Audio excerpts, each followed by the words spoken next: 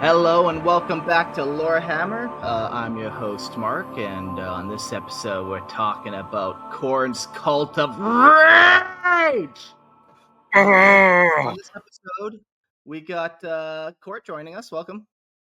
Hey, good to be here. I'm excited to talk about the rage. I have a lot of anger inside me, so we'll see if this episode helps. Yeah, what's one thing that's currently making you angry, either in your personal life, 40K related? As soon as you said it, I knew the right answer. Printers. I fucking hate printers. Oh my gosh. I just want to office space every single printer I ever see. Like PC load letter. What the fuck does that mean? Why does it say paper gem when there is no paper gem? Oh. Anyways.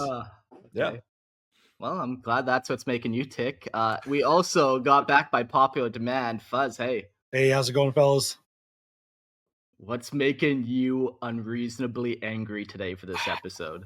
You know, I honestly don't get angry very much or very often. I'm known for being a calm person, but that just means I have extra room to pack in the rage for this episode. You're storing it up. You're accumulating mass, as they say, and then you're going to cultivate it into violence. Right. No, I was like, honestly, I love my children, but the thing that frustrates me the most sometimes is my kids or my dog. Just. Well, I don't want to yell rage because of children, so I'll withhold that. But, the Blood God might have different plans for your children. But hey, this is Lorehammer. We're a 40K podcast. Let's do some quick housekeeping before we get into this episode. I guess first up, we have a Discord. What's fun about our Discord is they come up with fun ideas, like putting Court and Fuzz together. You know, this was a popular demanded episode, and they were talking, do we call this the Fuzzy Court Hammer episode, or do we call it Court's Fuzzy Hammer? So, people in the chat can get back to us on which one of these combos you like, so we know how to stack them on the live stream. Yeah. I think we'll decide at the end of this what it feels like, if it's more of a fuzzy Court hammer, or if it's Court's fuzzy hammer, or if it's just like if it's a weird blend between the two. We're going to find out. So one of those times will tell type situation. Exactly. Yeah. So, and then with Patreon, guys, if you're not on it, join the Imperial Tithe, please. If you love what we do here, you like what's going on, you want to support the show, join the Imperial Tithe. For $2.50 a month, you get the ad-free version. No ads. You don't have to hit the little 30-second skip thing on your phone on your drive to work, boop, boop, boop, boop, boop, 4 times or so. It's like muscle memory for me now when I listen. Like, boop, boop, boop, boop.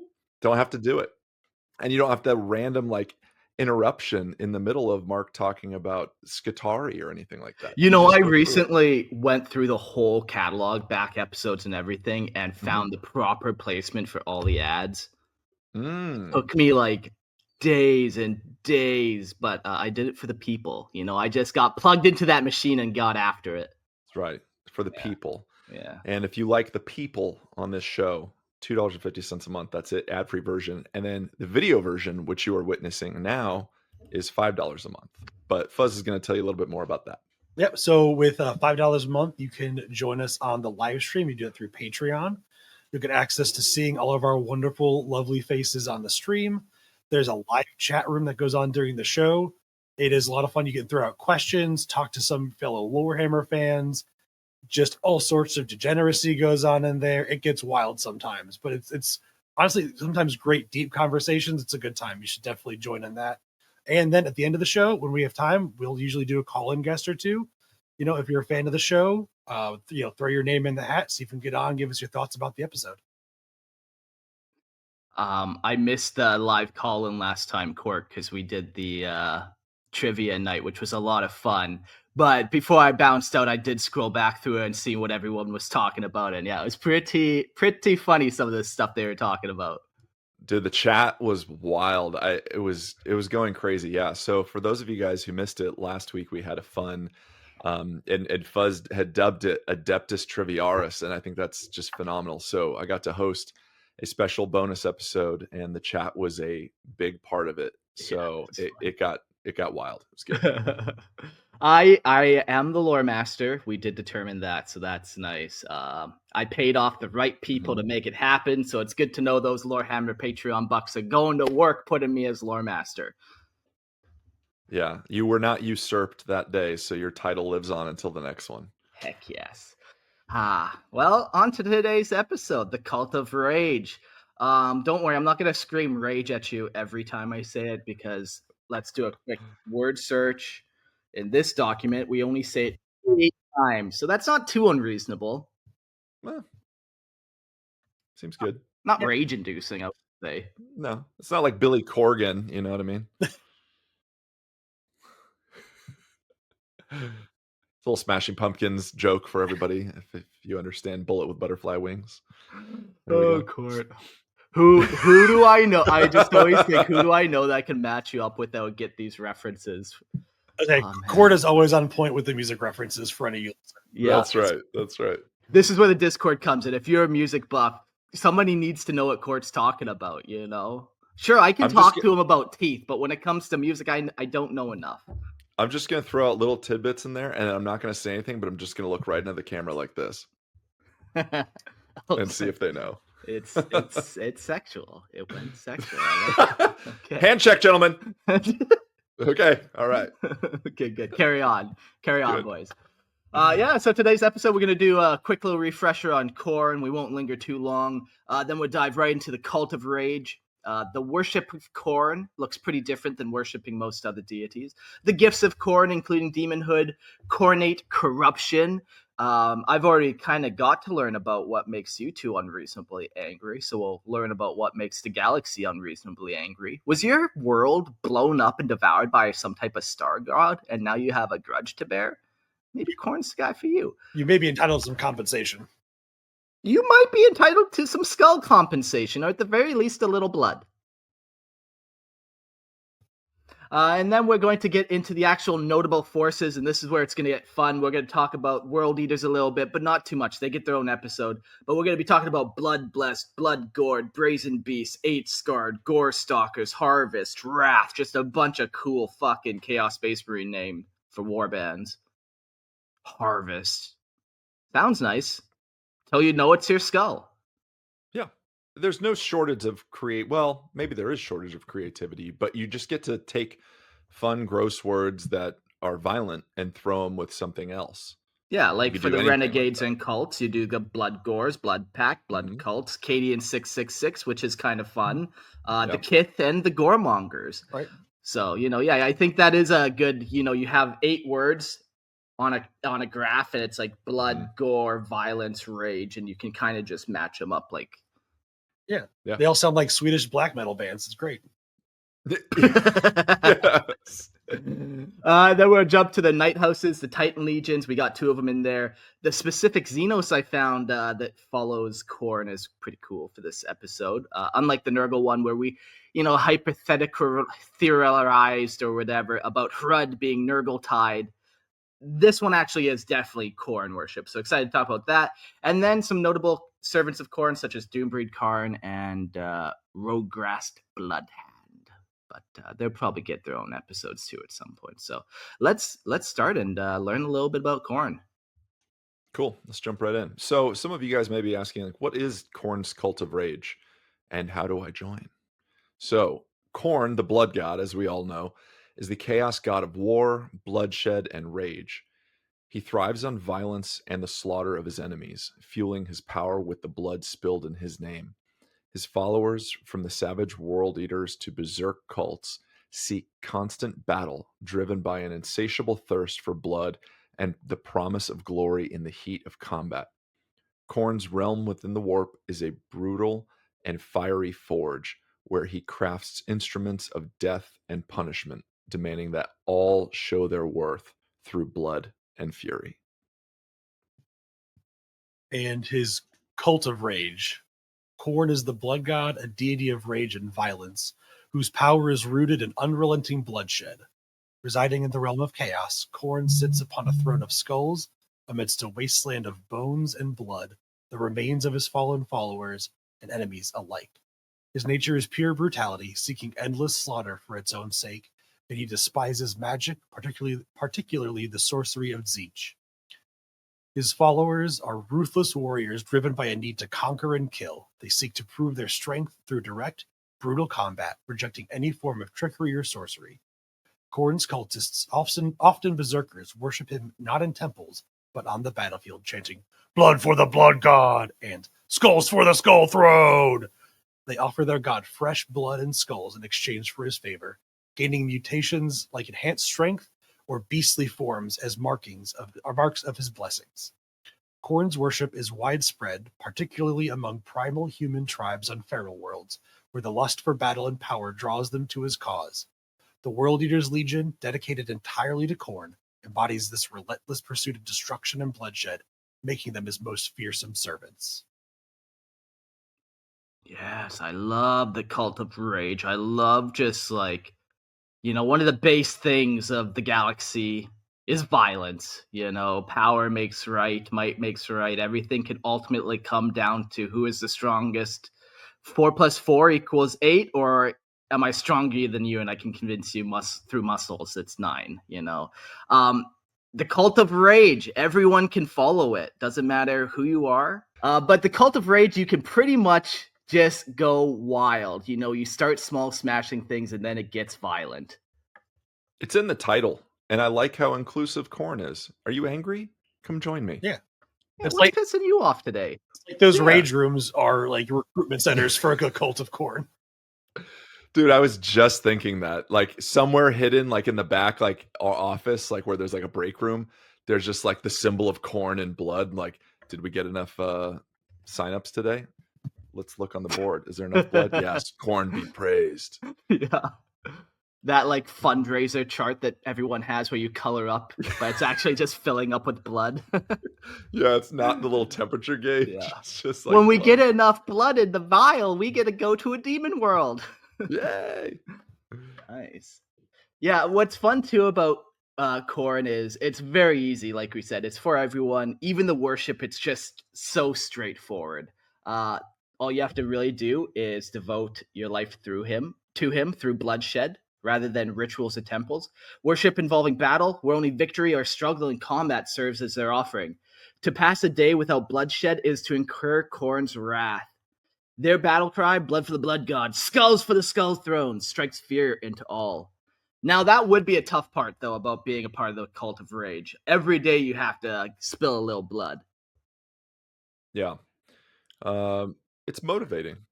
Yeah. It's motivating. It's good to have goals, small incremental goals. Yeah. Today I'll just do a little bit of bloodletting. Yeah. How am I feeling? It's Tuesday. Just a little. Right, got to work up. Monday was a heavy flow. We'll go easy today. Right, I had a massive slaughter last week, and I'm just going to take Monday off and only kill one person. Yeah. It's like working out. I joined a gym finally, and I did a strength class last night, and I'm sore as hell. And so I'm not working out today. But tomorrow, I'm getting back on it. Except in this case, leg day is ripping somebody's legs off. That's true. It's not your legs. You're ripping some. Yeah. It's wild. But with this worship and with this remembrance and honor of violence comes fun gifts. So the gifts of Khorne are thus: Banner of Rage. This banner channels the fury of Khorne's most bloodthirsty followers, inflaming those nearby with an insatiable hunger for violence. Then there's also the Berserker Glaive, a deadly weapon housing the tortured soul of a bloodthirster. It protects its bearer but can cause chaos by striking the wrong target. Blessing of the Blood God.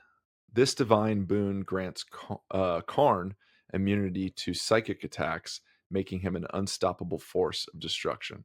Khorne the Betrayer, one of our favorite characters, just a rad dude all around. Super nice guy, loves to party. Loves to party. These other gifts that Santa Khorne gives out, the Collars of Khorne, spiked collars etched with Khorne sigils. They protect the wearer from psychic influence by controlling the warp around them. Demon Weapon, a weapon possessed by a bloodletter imbued with Khorne's fury, known as Blood Feeders, that thirsts for bloodshed. axe of Khorne, a weapon powered by Khorne's bloodlust. It drives the bearer to unimaginable feats of slaughter. I love weapons that just whisper you to just go kill more things. Right. And you're like, I know I shouldn't be listening to this sword, but it makes some good points. Right. He's like, hey, go stab that guy. He cut you off. Go fucking kill him. Okay, swordy, pokey McPokey. Does that mean my car is just the one talking to me when it's like, yeah, like you said, Fuzz, like that guy cut you off. He should probably know. Maybe you should go give him a little beep beep. Yeah. Yeah. All of a sudden, you're road raging, giving people the finger. I've been known. I maybe Maybe. maybe post in Discord. I was a very angry young goth, and I on the back of my Jeep Cherokee, which was just covered in like industrial goth stickers. I had bats flying off the side, but on the back I put on the back window in white sticky letters that you would use for like a yard sale. I put the Nine Inch Nails quote from the song "Burn." I'm gonna burn this whole world down, and it was on the back of my windshield, like back of my yes. my window Perfect. on the back. And I have a picture of me at like probably like 18, 19, like sleeveless black shirt and like just standing with my Jeep, and it just says, I'm gonna burn this whole world down. And Oh man, I feel like that was a little tribute to Khorne. Like Khorne was like, look, you're not killing anybody, but I see you driving. You got this. I see you. You've cut people off before. I know this is a weird tangent, but I had 2 times where people left notes on my car, and not in a way of like, dude, that's really messed up. Like, how dare you? Because really, I was just angry, and I was like, didn't like the world, and I wasn't gonna do anything, but I loved Nine Inch Nails. I swear I wasn't gonna do anything. But I had 2 people. One guy was like, "That's hilarious, love it, da da da da. That's cool." Another guy left me a note, and I did. By the way, yes, the Looper Call TV says I feel like Court has MySpace. I did not have a MySpace. At my musical project did at the time, which I may post in Discord. We'll see. The more I learn about you, the more I love. For sure. Good. This dude left me a note, and it was folded up and whatnot. And he's like, "Good sir," I still have the note. "Good sir, like I loved your message on the back of your car. Please contact me. I may have some ideas." I was like, "Nope, we're not talking to this guy." Right. We can plan some things together. Sorry, no.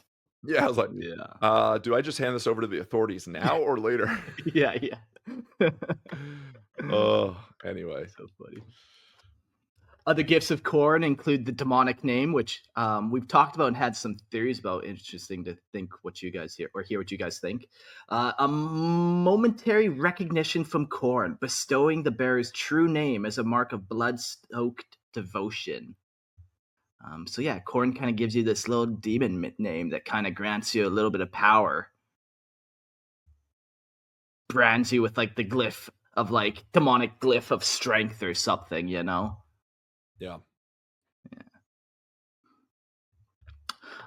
This would be different than like full Demon Prince, I'd imagine, hey? Yeah, this would be like kind of like a baby step, maybe. Like, hey, you're cool enough that I'm going to give you, like I said, this like demonic nickname. You know, not like a full, maybe not even like a full demon name, but just something that you could use to like invoke a little bit of Khorne's power. Yeah. Maybe Nice it's little kinda, nickname. Well, like you said, Fuzz, maybe it's kind of a way of like it is a form of recognition. So maybe it's like you're marked for possible, like it's like you don't get a bonus yet, and you're not getting a raise now, but I see you, and we'll track your progress. Let's check back in 60 days. It's like, here's your star. Yeah. That sucks. Okay. Yeah, that's almost like being on a pip plan or something. I'm watching you. I was thinking the PIP also, yeah. Yeah. Either you're destined for greatness or damned to spawndom, but we'll find out, little one. We will. You could also be given the face of Khorne. The gifted face becomes a reflection of endless violence, with glowing eyes and nostrils that spew the smoke of countless funeral pyres. And a flesh-fused weapon. Khorne empowers the bearer's weapon to merge it and their very flesh. Whoa, merging it with their very flesh to become increasing. I can't read tonight, but basically it's a flesh-fused weapon. We know what that is, which is pretty cool. This is kind of different than that obliterator virus too. This is almost like a one-off gift. I was just going to ask if there was any relation between the two. You know, maybe it's different because you're not yeah. mutating into different weapons. It's one singular weapon that your flesh has melted into, basically. Yeah, and like, can you still like withdraw it into your body in the same way, and then like, or is it just literally fused to your arm? And now you got a sword sticking out, you know, kind of. Yeah. I'd always imagine like fused where like the muscles and skin are growing like over the handle of the weapon or something like that. Yeah. Yeah. Fun. Well, speaking of hands, you also have the Hand of Khorne. One hand swells to immense size, its nails becoming iron hard, made to slaughter and fulfill Khorne's will, just like Dave Grohl's hand in the music video for Everlong. Juggernauts. Demonic steeds of living metal. These fiery creatures serve Khorne's favored champions, embodying the fury of battle. We touched upon them in a previous episode. They look rad. They are rad. I think that would be one of the cooler gifts to get because it's such a. It feels like a step up for sure. Yeah, just this like trampling bull rhinoceros made of living metal and demon. Yeah, like you're worthy of this. You have earned this. This is going to be given to you. So, you know what's fun about that though? Like, okay, so Khorne gives you this, but then it's like, but you still actually have to tame this. Like, and then this thing tries to fucking kill you, so you actually gotta like break it almost. Yeah. So it's a gift that keeps giving in violence. Yeah, there was one thing that I read too, like one of Khorne's weapons, it might have been like the blood feeders, but like the energy that drains goes to fuel these juggernauts, like as you're seeing. So I wonder if it like almost given in pairs. If it was what I'm remembering correctly. Yeah, that's pretty cool. If it's just like they're powered by blood. Sorry. Yeah. Everything here is gonna be powered by blood. Yeah, that's fair enough. It's like it's the unobtainium of the world. We have the Khornate Chain Axe, a deadly, jagged weapon that slices through any material, delivering unstoppable destruction. Pretty straightforward. Sorry, I had to unmute myself there. And we've got the Praise of Khorne. This battle-hardened blessing increases the wearer's resilience, helping their armor deflect incoming blows. And I as soon as I read this, I was like, oh, I didn't know that Khorne cultists had a praise king. You know, who's a good little cultist? Who's my good cultist? Purity of aggression. I feel like this is all about the purity of aggression. But the bearer is consumed by Khorne's singular will to destroy, casting aside all emotions but the thirst for bloodshed. The rage of Khorne. This ability fills the bearer with a rampaging fury, growing stronger until it erupts in their first combat encounter.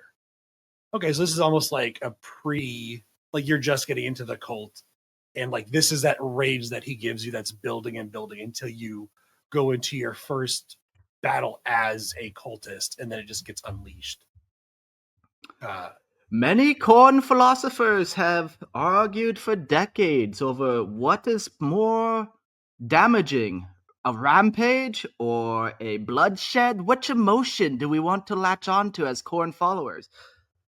But ultimately, fuck it. They both end up murdering each other in that room, and the scene then goes to a door where blood just flows from out underneath the bottom of it.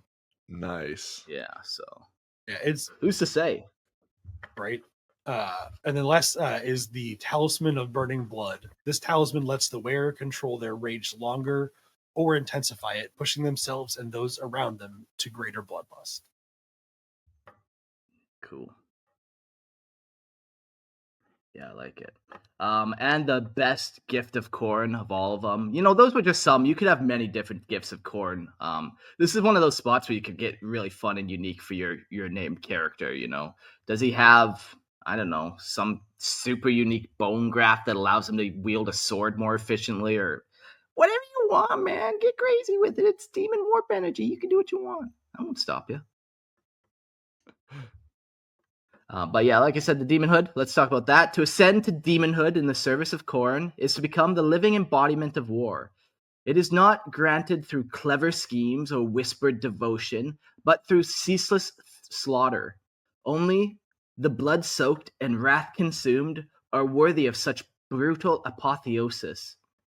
Those who rise do so amid screams and gore, their mortal forms reforged in the fire of battle.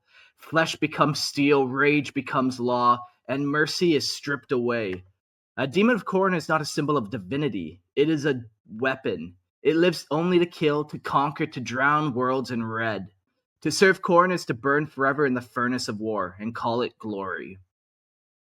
That was beautiful, Mark. Died. That was Oh, beautiful. I just picture like gladiators and just turning some of them into demon princes and stuff, and fighting in front of Khorne for all eternity. That's a good outcome in 40K. Yeah. Could be worse. Could be worse. It's yeah. If that's when you can say it could be worse fighting in front of Khorne for all eternity, it can get bad. Yeah.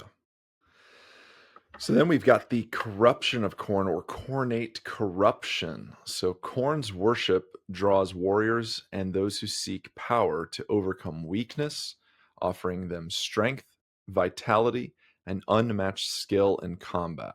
Sounds pretty good.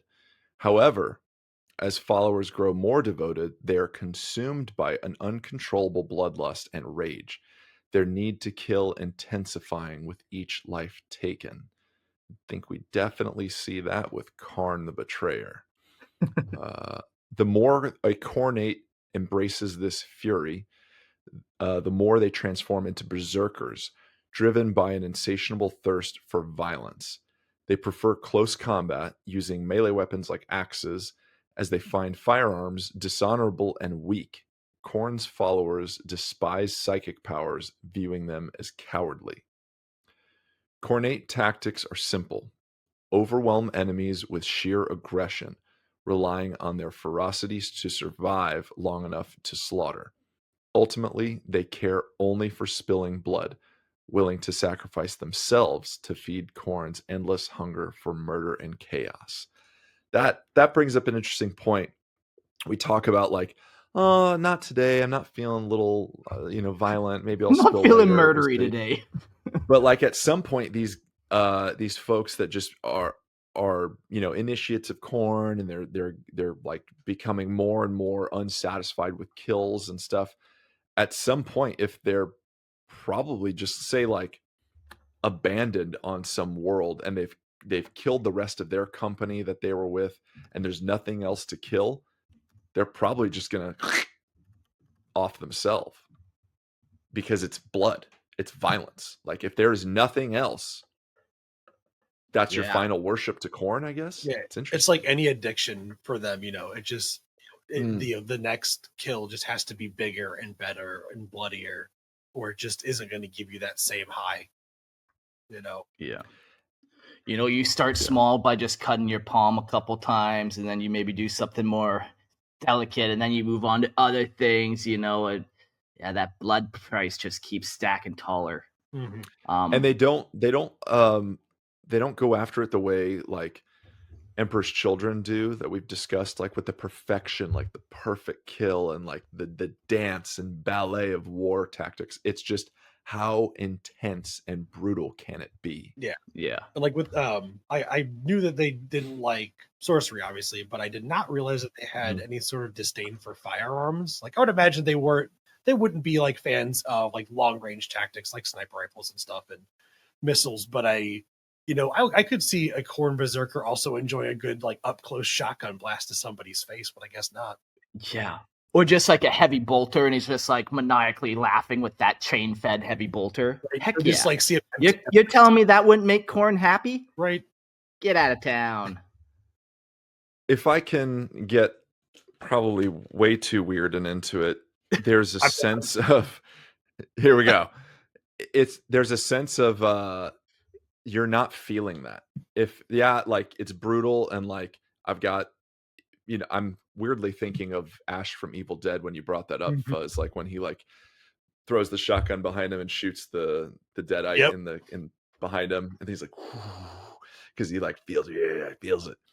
But the difference is there's no struggle, and so it talks about strength overcoming weakness, brutality, and there's no physical act of you have overpowered something.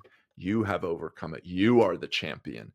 You have physically dominated this. So with firearms in this sense, with Khorne and Khornate tactics, yeah, it's probably some brutality, like you're mowing down a bunch of guardsmen with like a heavy bolter. That's cool, but you're not physically feeling that death versus like taking a guardsman's head and just with your hand of corn ripping it off. Yeah. That makes You know what I mean? you don't Peeling it like an orange. Yeah, feeling Yeah. the resistance of your enemy's body as your blade through it. Yes. Yeah. Yeah. I forget. I could imagine there being some odd like sniper duels that could be pretty intense. What was that one like Stalingrad sniper movie that was maybe around the 2000s, but behind enemy lines maybe? No. I know which one. I remember that being a thing. Yeah, having like the World War II sniper movie. But yeah, where that could be pretty coordinate, where it goes into like that skill. There's also like a hunting aspect to it almost, and if the hunter's hunting you back, even better.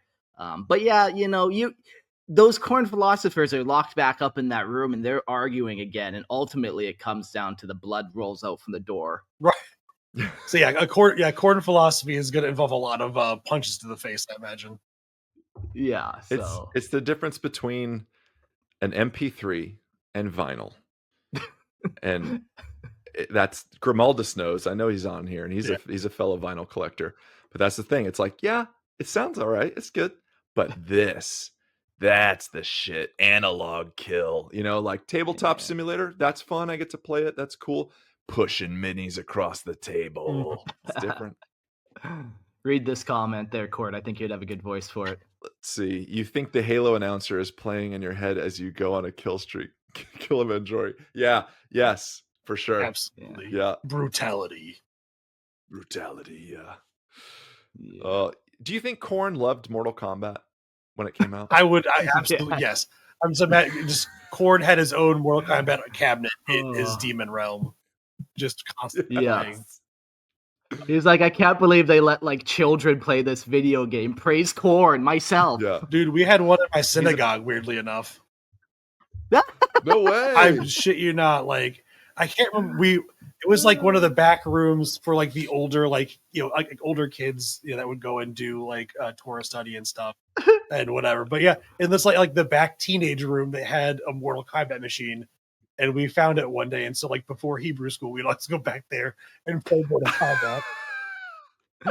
You like practice like depossessing this video game, like take turns. Awesome. Nice, very fun. Yeah, church can be interesting. You can come up with some fun little things to do with people there. It's wild. Right. Mortal Kombat, I guess. Yeah. One unique thing about. So, speaking of things that happen during worship and will happen to you is Spawndom. So, Chaos Spawn of Khorne. That's money transition right there. Thank you. Giving the people what they want. That's right. So, the Chaos Spawn of Khorne are the wretched echoes of warriors who sought endless battles but lost themselves to the god's purest wrath. Once champions of slaughter, they were consumed by uncontrollable fury, transformed not through decay, but through rage unbound. Their bodies twist in brutal, mindless engines of destruction, no longer capable of thought, only violence. These spawn are not failed schemers or weaklings. They are those who gave too much, who shed too much blood until even Khorne turned from them. Yet still they kill, still they fight, their broken forms tearing through flesh with primal fury. They are the cursed relics of the cult of rage, forgotten by their god, but never free of the bloodlust that damned them. I got the perfect example of the type of person Khorne would turn into a spawn. So I guess you can lose 14% of your blood each day before, you lose that 15, then you better see a doctor. So the spawndom of this guy is he's that guy who's drained 14% of his blood every day. And yeah, it's dedication, but also it's pretty fucking lazy. And Khorne doesn't like that. There's no real sacrifice at the end of it. You're just regrowing your own blood. That's not the sacrifice he's looking for. Spawndom. Yeah, I was kind of thinking like, someone who is so far into the cult and they're just killing so much that, like, I don't know, their heart's not in it anymore. Like it's just kind of become routine to them. There's no Sure. they're not doing it because they're angry anymore. They're not doing it because of rage. They're doing it because it's what they do. No, I think you're right, and I'm just looking on the Warhammer wiki, and because I'm curious, like how much there's too much. Like Khorne has a blood flow limit. Like, ooh, this is a little much for this month. You know what? Chaos spawn, boom. Boom. But it kind of clears it up here. It's talking about these beings that are turned into chaos spawn may lack the inherent qualities required for successful leadership of other Khorne, of other chaos servants, and thus they have no further use to their patrons. So kind of like you said, Fuzz, like it's to the point where it's either mundane, or it's so infrequent and chaotic that there is no leadership, there's no promise of something greater. It's just like, what do you do with it? You just make it a chaos spawn. Yeah. Or it says also they've maybe accumulated too many mutations. So maybe there's again no distinct direction, and that they've just had way too many mutations to even have a sense of kind of their purpose. So they're lost that way. Okay, like both their hands are axes. Mm-hmm. Yeah. Yeah, fuck. Now I can't operate I was a tank pilot. Now I can't even drive. Jeez. I just got axe hand. Yeah. Spawned them. What a way to go.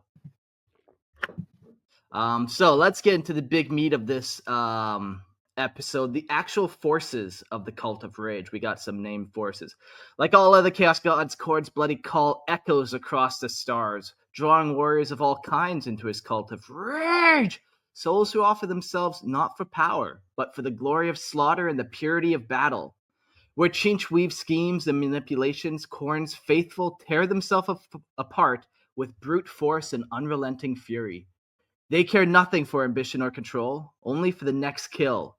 The Cult of Rage spreads not by whispers, but by war cries and rivers of blood. All who embrace Khorne know one truth. In the end, only violence endures, and only blood pleases the god of war. Boom.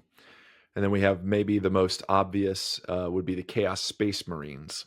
So Chaos Space Marines who fall to Khorne are not drawn by ambition or cunning, but by rage unchained and the purity of violence. They do not seek to rule or reshape, they seek only to kill. These warriors reject subtlety and strategy, offering themselves wholly to the blood god through endless war and slaughter. Their armor is scorched and spiked, their bodies reforged by fury, and their minds consumed by the roar of battle. They charge without hesitation, reveling in close combat, where every kill is a prayer and every skull a sacred tribute. To serve Khorne is to live for war alone, merciless, relentless, and forever drenched in blood. Ooh. Yeah. Mhm. I feel like if there's a police lineup of Chaos Space Marines and you had to pick out which one was the bad guy. There's Chinch in his Thousand Suns armor over there. He's just standing perfectly dust still. You got Slanish where he's just like twiddling his nipples. You're like, it's weird and maybe it's a little chaotic, but maybe it's not evil. He's just weird. But then, yeah, you look at a Khorne worshiper, and he's like got skulls on him. There's crusted blood on him. He's wearing entrails as a necklace, and you're just like, yeah, he's bad. He's bad. Yeah, I get it. Just stereotypical, just evil. And they're all standing 10 feet away from the Nurgle one because he smells. Yes, they are. Yeah. The Khorne ones are all like drenched in blood, but that guy stinks. That guy. Oh man, to be an Adeptus Arbites. Yeah. To have to deal with all that. Yeah.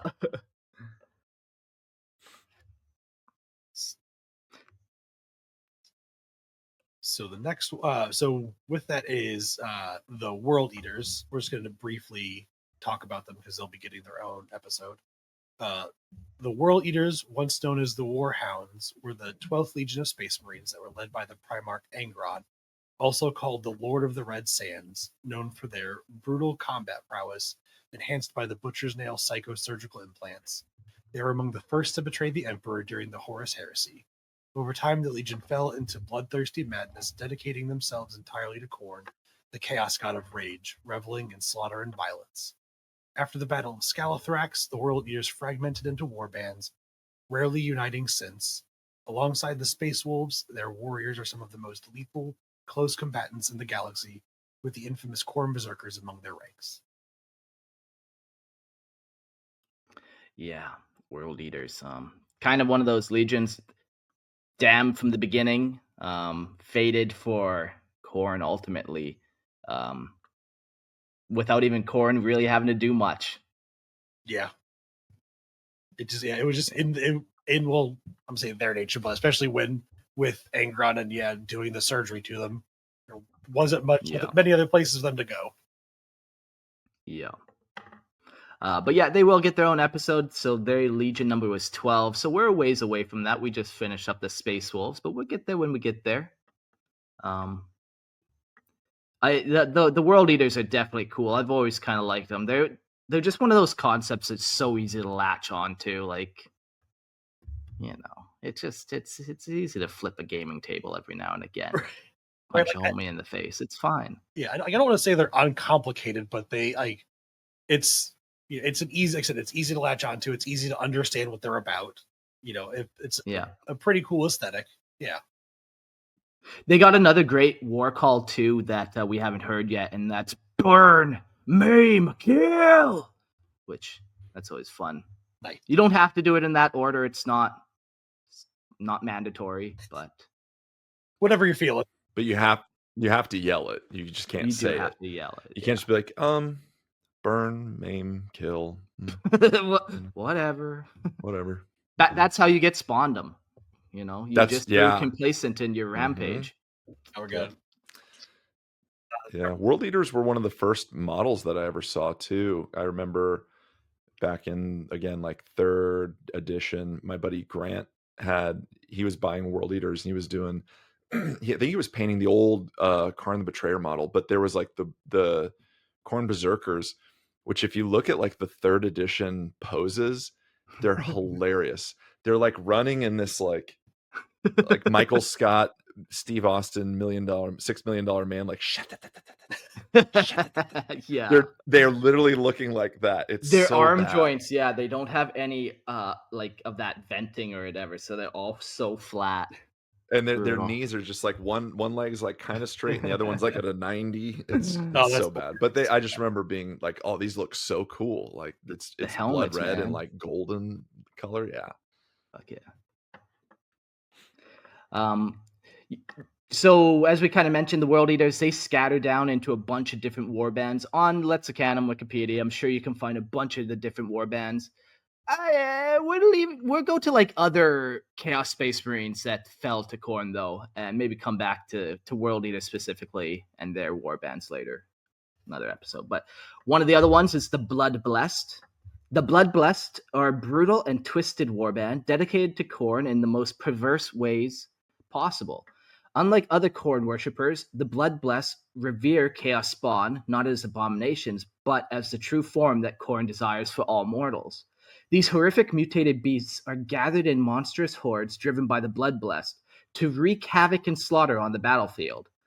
The Warband's champions are unlike any other. They do not aspire to ascend to demonhood, but instead seek to embrace their transformation into Chaos Spawn, seeing such a fate not as punishment, but as the ultimate honor. To be the Blood Blessed, the transformation into the Spawndom is not a curse to be feared, but a pinnacle of their devotion to Khorne. It is a savage and violent path marked by unspeakable acts of bloodshed, where the line between man and beast becomes ever more blurred. The warband reveals in horrific mutations and unspeakable violence, or revels in horrific mutations and unspeakable violence of their ranks. Their grotesque spawn charging into battle alongside their mortal kin in a frenzied, blood-drenched fury. With every kill, the Blood Blessed draw closer to their twisted goal of becoming one with the chaos they worship. Their bodies warped and torn as they embrace the violent and unrelenting power of Khorne's dark will. That's a fun take on chaos. It's kind of that combination of Khorne and maybe a little bit of the Chaos Unbound concept, where it's like the power of the warp is worthy of worship in and of itself, and the power that the warp itself can bring you. Yeah, like, Yeah. Whether it's What a just, go for yeah. it, Fuzz. When I was reading this, I just absolutely loved this idea for these guys. Just the idea of this form, and it's weird, like the almost lowest form of like non-human Khorne, fighty thing, but like they just see this as like the most purest form of what they believe in that they can achieve. And yeah, I really like that. Like something, it's weird like saying it's pure is weird, but it's true. well, we'll find out. Let's lock up 2 more Khorne philosophers and see what they come up with. It'd be a really cool warband to see on the tabletop too, just to have a bunch of the Chaos Spawn little noodly monsters run around. Yeah, Which I think they really only have like 2 sculpts for. yeah. So I was you'd have looking to like, earlier and I could not find much. were you? Yeah, I think it's 1 kit, and it's like it's actually like an Age of Sigmar box, because like all the demon That's stuff what I I think saw comes. too. Yeah, Yeah, Yeah. but it's like two noodle monsters in the box. But like, man, it would be really cool for converting and kit I was about to bashing. say, Just yeah, like, Yeah. yeah, just and they had a. Oh, go I ahead. said, yeah, take every extra arm you have that's got a melee weapon and slap it on something. Oh yeah, yeah, Orc arms, don't matter. Slap them on there. yeah. Put it on there. How much glue can you use? Let's find out. There was. I remember. I haven't played my buddy's Khorne stuff in a while, but when we were playing Age of Sigmar, he had like a Khornate something or whatnot, but he had like a sorcerer that, like, when he screwed up on his casting and he got like snake eyes, he would just instantly turn into Chaos Spawn. And so he'd have to Yeah. replace the model, and like, yeah, it was like we just viewed that like he like fucking miscast this spell, and then just burst into tentacles, and there he is, Mr. Noodleman. Oh, You God. know, like, yeah. What a And it, promotion. yeah. And I think they had something, and chat can get at me on this. I think they had something like that in the current rules. I forget how it works, but yeah, it's a cool thing just to see on the table that you can turn into Chaos Spawn as well. Yeah. For the longest time, I had my Obliterator army that I was playing in 8th edition. That was my goal for my Chaos Lord, was to try to get him either to a Spawn or a Demon Prince. And the way you did that, yeah, you kill a Chaos, or you kill an enemy character, and then you get a roll on that table. But I never did manage to do it. That's good. Is that the like the Terrors of the Warp? Is that No, that one would have been slightly different, and I think from an older edition even okay? than like 7th and 8th type thing. Okay, And that's cool though. Perils of the Warp. Perils. If you want to see some really cool Perils of the Warp too, definitely go to check out like Fantasy Flight Games, all their RPG campaigns, whether you're looking at the Death Watch or the Only War. They all have psychers, so they all have wonderful tables of what could go wrong. Yeah, I remember you talking about those in previous long ago Lorehammer episodes, when you guys were going to do one of those RPGs, and you were talking about the Perils of the Warp, and like how intriguing FFG got with all their Man. different possibilities. It's cool. Yeah, you just want to supercharge your powers every time just so you could roll on that table. And you know what? Damn your squad mates. Whatever comes of it, comes of it. Yeah. I want to go check cool. the RPG book I've got downstairs, because I've got the book for the Wrath and Glory Warhammer setting, and I know there's like two. So I don't play one, so I haven't looked at that yet. But I want to go look and see what they got for warp shenanigans. Sweet. Yes. Well, moving forward, in another warband here, we've got the Blood Gorged. The fury of the Blood Gorged is a terror felt across the galaxy, but it is those who dare worship Khorne's sibling gods who suffer the most. To the Blood Gorged, the followers of Nurgle, Tzeentch, and Slanesh are blind fools deserving of nothing but violent retribution. They believe there is no greater offering to Khorne than the blood and skulls of those who dare venerate Khorne's rivals. The Blood Gorged wage a brutal war of faith, hunting down the worshippers of other chaos gods with ruthless precision. Their attack ships stalk the Eye of Terror, the Maelstrom, and countless other battlegrounds where Chaos Space Marines hide, hunting them down like animals.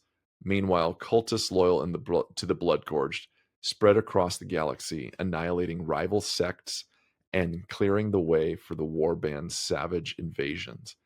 When the Bloodgorged descend upon a world, the slaughter reaches unspeakable extremes. Defenders scramble to hold their ground as the two warring chaos factions tear each other apart in a frenzy of death, and the blood-gorged bask in the chaotic bloodshed, for only through such brutal carnage can Khorne truly be honored.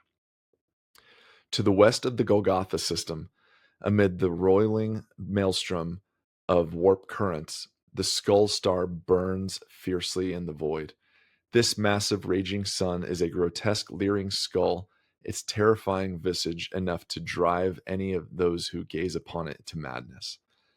While other voidfarers steer clear of the star's malevolent influence, the blood-gorged see it as a divine manifestation of Khorne's wrath. Unafraid of the warp storms, their warships plunged into the chaos to land hordes of cultists and laborers on the barren, radiation-scorched world orbiting the Skull Star. Over the years, these worlds have been transformed into brutal strongholds, their landscapes dominated by towering brass idols of Khorne that reach hundreds of feet in the sky. Everywhere, blood-drenched altars rise from piles of skulls, dark temples hum with the harsh chants of heretical worship, and demons stalk the land under the unrelenting glare of the Skull Star, a constant reminder of Khorne's boundless fury. Fuck yes, that's one of the coolest war bands or ideas I think I've seen, where it's like, it's not yay chaos, we're all against the good guys. No, it's you're worshiping the wrong chaos god. We will hunt you down and kill you.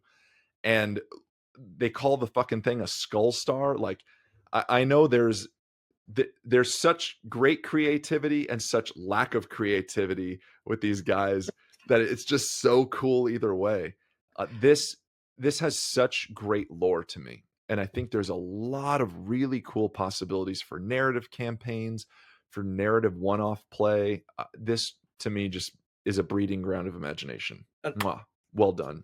And I was wondering, like, if they would even like skip over other enemies specifically to get to the the other chaos armies. So like, say Death Guard were fighting Votann somewhere, would they just ignore the Votann and just smash into like the flank of the Death Guard, kill them, and leave? Would they stay and like also try to fight the Votann, but only after the Death Guard are dead?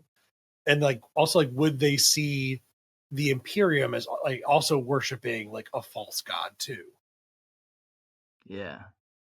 I could imagine some of them like being like, I'm not, my weapon is my pride and joy, and I'm not letting it taste Votann blood before it tastes Death Guard blood. I could definitely see some of them making that claim. Yeah, I think it depends on where they attack from, because if the Votann are in the way, they're gone. Oh, sure. Like, they're gonna mow through them. I don't think they're gonna dance around. Oh, sure, yeah. Yeah, but man, I could almost even see it as like some gaslighting bullshit, where it's like the Bloodgorgers come down, there's Votann and Death Guard fighting, they destroy the Death Guard, Bloodgorge destroyed the Death Guard, and then kill the Votann out of like spite, in the sense of like, you were struggling against them? How dare you? Like, come on. Like, that's some weak ass shit. And then trying to kill them too. What a cool like 3-player scenario. If you got two chaos players, one's playing World Eaters or something, and you've got some other army. Hey, World Eaters player, you're the Bloodgorged, and your goal is to disrupt this shit and try and kill that one guy. I love it. And I wonder if they came in and, like, using the same example, like if the Votann were doing well against the Death Guard, they would come in, still wipe out the Death Guard, because the Death Guard not only are worshiping the false god, but now they're also losing. So like, fuck those guys in particular. And Yeah. because the vote, You're making all of Chaos look weak. yeah, because Yeah. the Votan were winning, they like, you were doing well, so we'll give you that honor. Or maybe also you were doing well, so you're strong, so now we're gonna fight you because you're strong. Yeah. Maybe they even give him one chance of just like turn to Khorne or Hey, you'll look. die. Yeah, you can give me your skull willingly. That's one option. Or option 2, I could come take it. Mm. Imagine, I also imagine like Votan, like Khorne, Oh, all day. Oh, yeah. It's so Okay. cool. some Well, Khornekin. Christian just sent me some pictures of some Chaos Votan today, which were pretty fucking Oh sweet. hell yeah! Oh, let's see. I'll post them in the Discord here. Yeah, everyone listening, get on the Discord so you can see these sweet pictures. Yeah, you're gonna have to. There's in this episode, I think you're gonna find there's a lot of really cool narrative or even paint schemes, conversions, kit bashes. There's gonna be a lot of cool things that you can do if you want a worshippers of Khorne army and don't necessarily just want to play World Eaters. Yeah, I for think there's a sure. really cool way to do it. Oh yeah. Yeah. We get into a couple more different ways of how to shed blood, and there's a lot of different ways to do it, surprisingly. Yeah. Oh yeah. So another way to shed blood is to be part of the Brazen Beasts. In battle, the Brazen Beasts unleash a horrific tide of demon engines, each one a twisted abomination of metal and flesh, charging into their enemies with a savage, mindless hunger. These horrific machines are born of the Warband's worship of the Gore Thunder cohort, demons that obliterate their foes with relentless barrages of skull cannons and soul grinders rampaging across the blood-soaked battlefield. Imitating these nightmarish creatures, the Brazen Beasts have created their own unholy stable of Forge Fiends, Mauler Fiends, and Defilers, which are hauled deep into the bowels of their space hulk, the Oblivion Shadow. There, these abominations are tended to by a twisted coven of enslaved warpsmiths, their very souls bound to the will of the Warband. Dominating this monstrous assembly is the Caged God, a terrifying Lord of Skulls, towering above its fellow engines like a brutal war idol. Worshipped with frenzied devotion by the Brazen Beasts, its maddened visions guide the warband through the void, relentlessly searching for fresh victims to tear apart in a frenzy of blood, fire, and destruction. The cries of the slaughtered echo as the Brazen Beasts' engines tear through flesh, bone, and hope, driven by a thirst for carnage that cannot be quenched. Fucking cool. I love it. It's like a demonic petting zoo for demon engines. The Space Hulk, you go into this one spot, and it's just like all these demon engines corralled up, and this weird guy like feeding them, and like, yes, eat from my hand, Juggernaut of Khorne. You're big and strong. And then there's the Caged God, a terrifying Lord of Skulls, like just above everything. It's their war idol. Yeah, like their apex predator of this warband. It's rad. Oh, yeah, that's rad. Very cool. Is the Defiler not a tableable model anymore? Chat? It's been too long. Yeah, Get at us, because I don't know. I only played Chaos for like a little bit of time. I like traded one of my guitars for a bunch, like a Chaos Army and a bunch of other 40K stuff back in the day. And it came with a Defiler. I was like, this is the coolest fucking model I've ever seen at the time. There was no base though, so it got really hard to like measure from like where it goes, and you can kind of model it different ways to like be smaller or bigger. So I'm curious, chat. Oh, is it Legacy? Okay, Grimaldus. Yeah, thanks, Grim. It is Legacy, so I guess it is not a viable list That thing to looks throw so one in cool. there if you're doing anything. It's so like when you're imagining like the Space Hulk with them, and there's just like a bunch of them in there.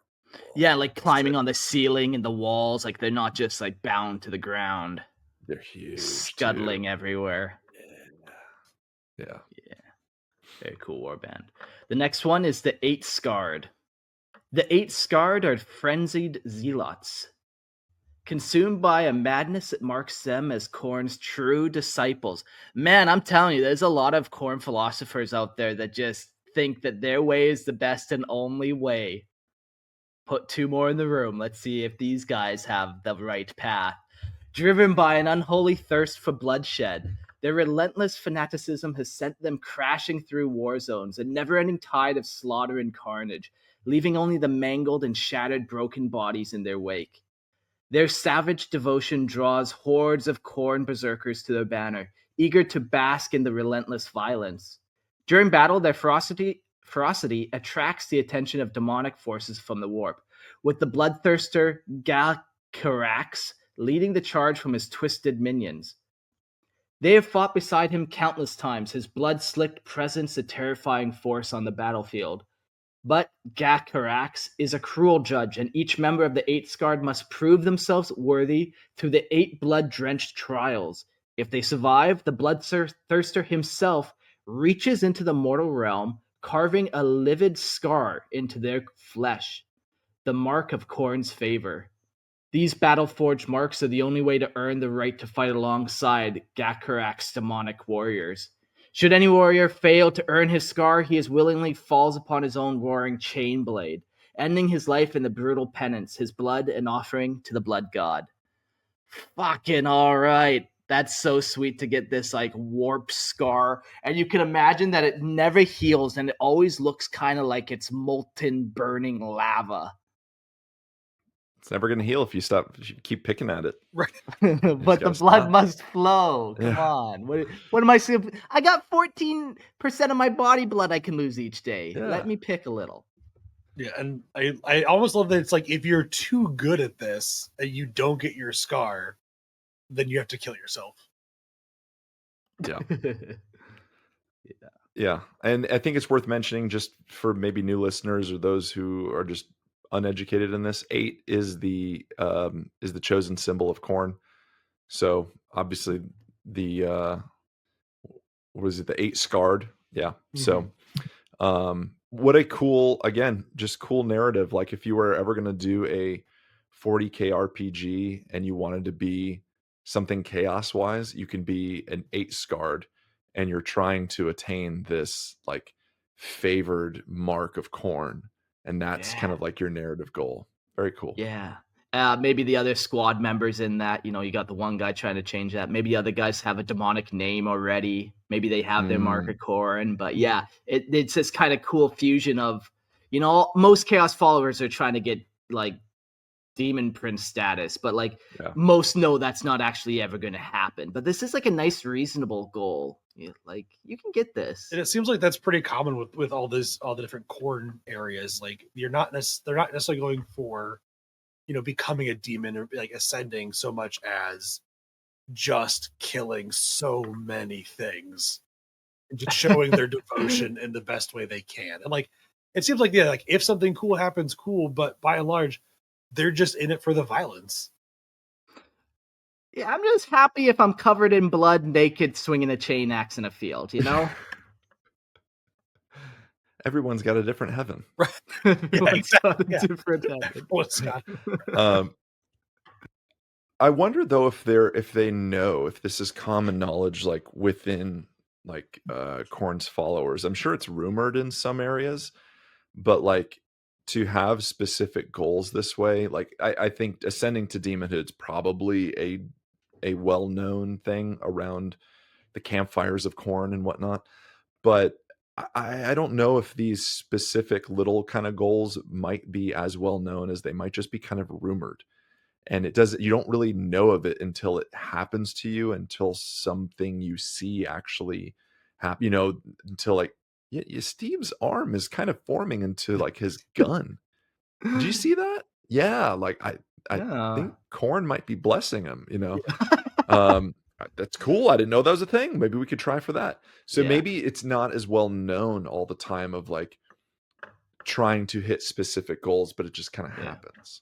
Yeah, it's easy for us to come up with 10 gifts of Khorne, but really there's an infinite amount, and he's probably not going to give the same gift out twice very often, Yeah. It was also like it could depend on like what group you belong to. Was also like if you're just some like random cult of Khorne forming on a planet, you don't know shit. But like if you're part of one of these war bands that we've talked about, you would know like the lore of and stories of your war band, but maybe the other ones is like, oh, did you hear about the blood gorgers and this, that, and the other? Have you heard about the eight scars and the way they are blessed by Khorne? It's kind of like that. Yeah, almost tribe specific kind of Yeah. thing. Yeah, that's cool. That's a good idea. Yeah, very cool. Very cool. And then if you wanted to throw two words together and make it sound corny, then you would have the Gore Stalkers right here.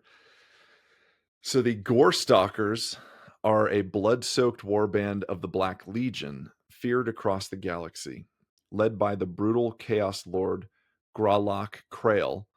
This band of savage Khorne berserkers is infamous for their unrelenting thirst for slaughter. Their sole purpose is to hunt down and butcher those marked for death by Abaddon, leaving nothing but mangled corpses in their wake. The screams of their victims echo through the battlefield as they carve their way into the prey, each kill an offering to Khorne.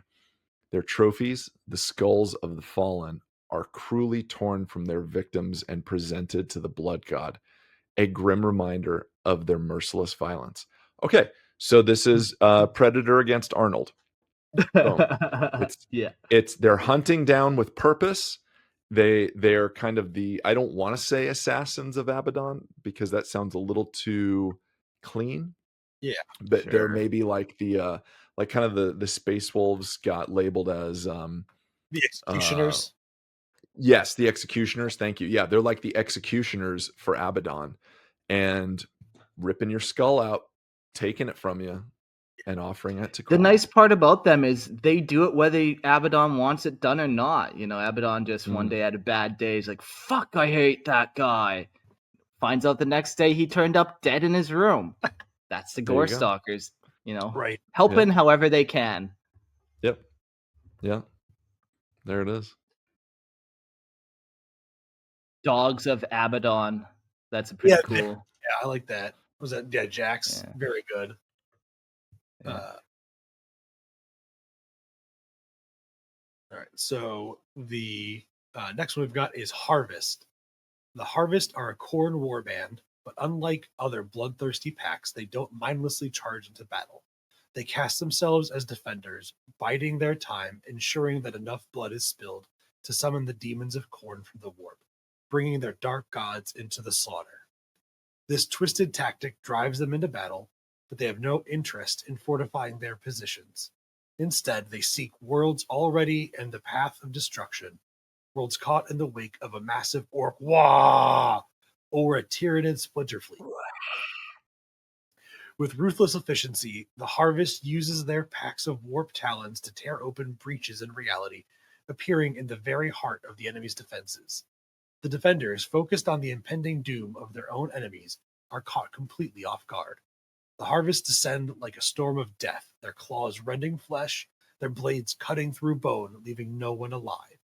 They massacre the defenders with savage delight, their brutality unmatched.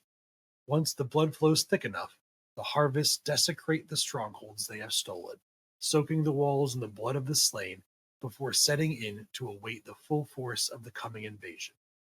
And when the storm finally breaks, the Harvest will be there, blood-soaked, howling, ready to tear into the heart of whatever dares to face them.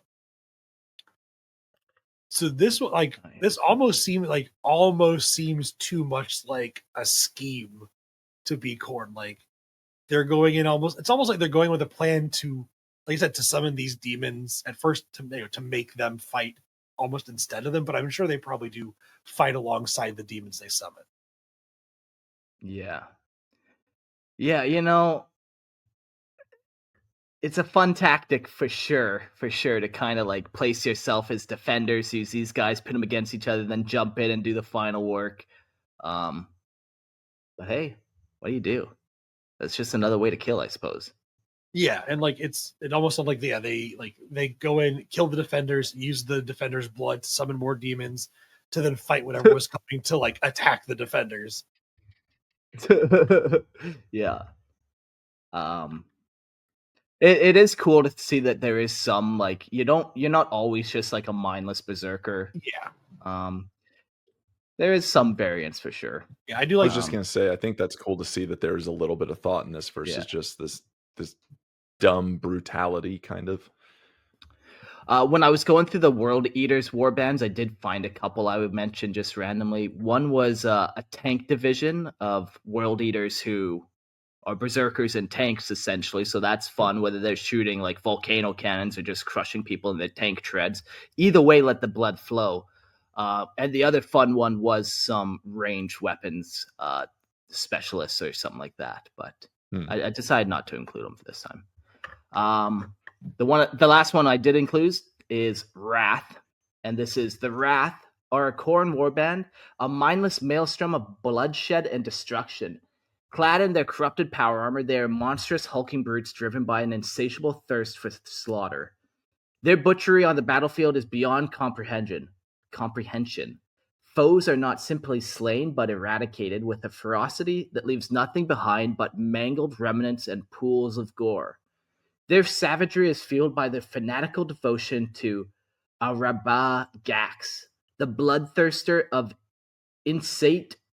What? Chat, what is this word? Insensate Rage. And his nightmarish honor guard and charnel reapers, whose brutality they emulate. The Wrath's worship is so absolute that Arabak's fury has fused with their very souls, transforming them into creatures of pure unrelenting hate.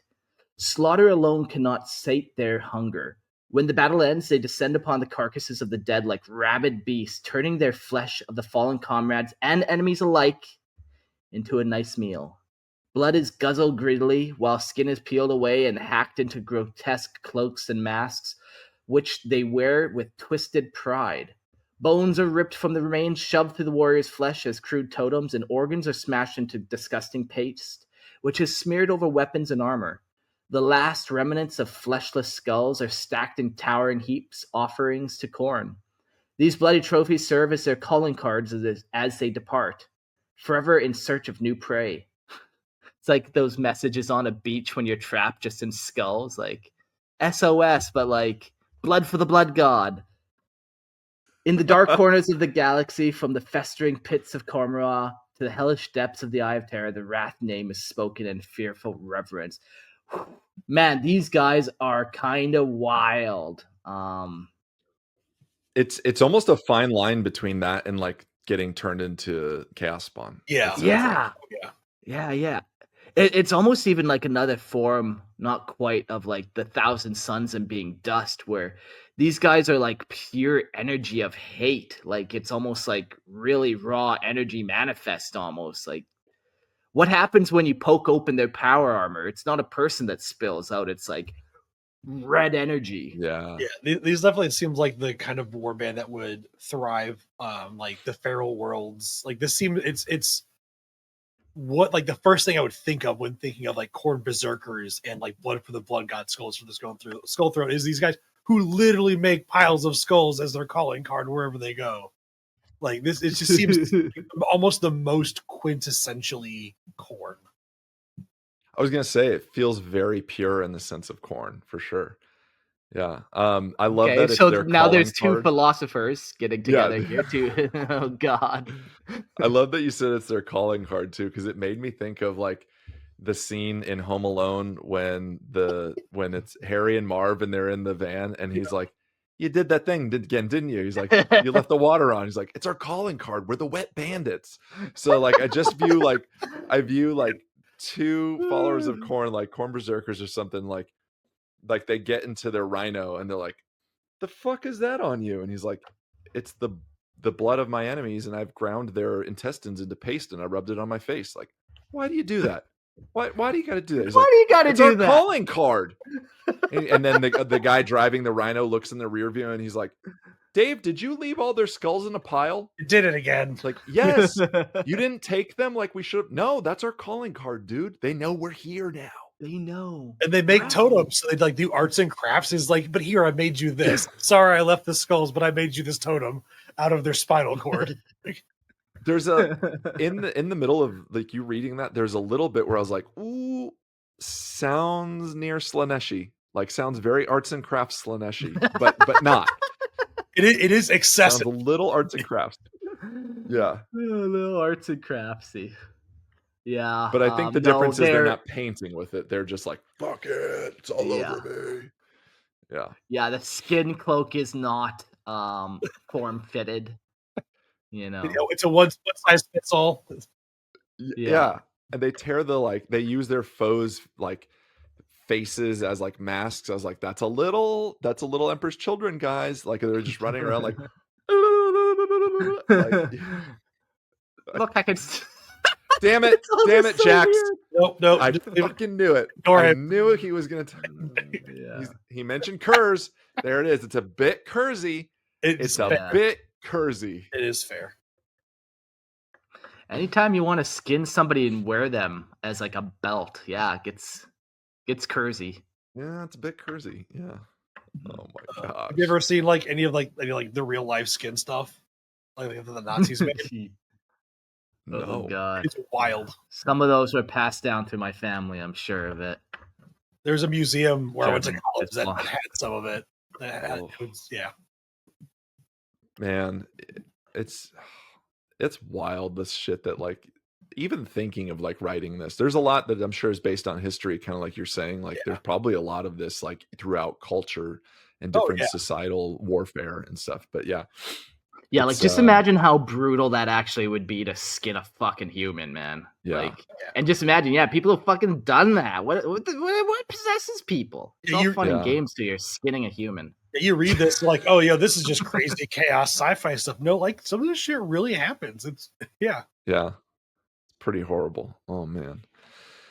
Well, we're running into maybe my favorite part of this episode, I think, is renegades and cults. I love that it's going to go a little bit into the non so obvious, like when we talk about like world eaters, Khorne berserkers, things like that. Like that's a little more of the poster boys for Khorne. I think we're going to get into the unsung heroes here. It'll be cool. So renegades and cults.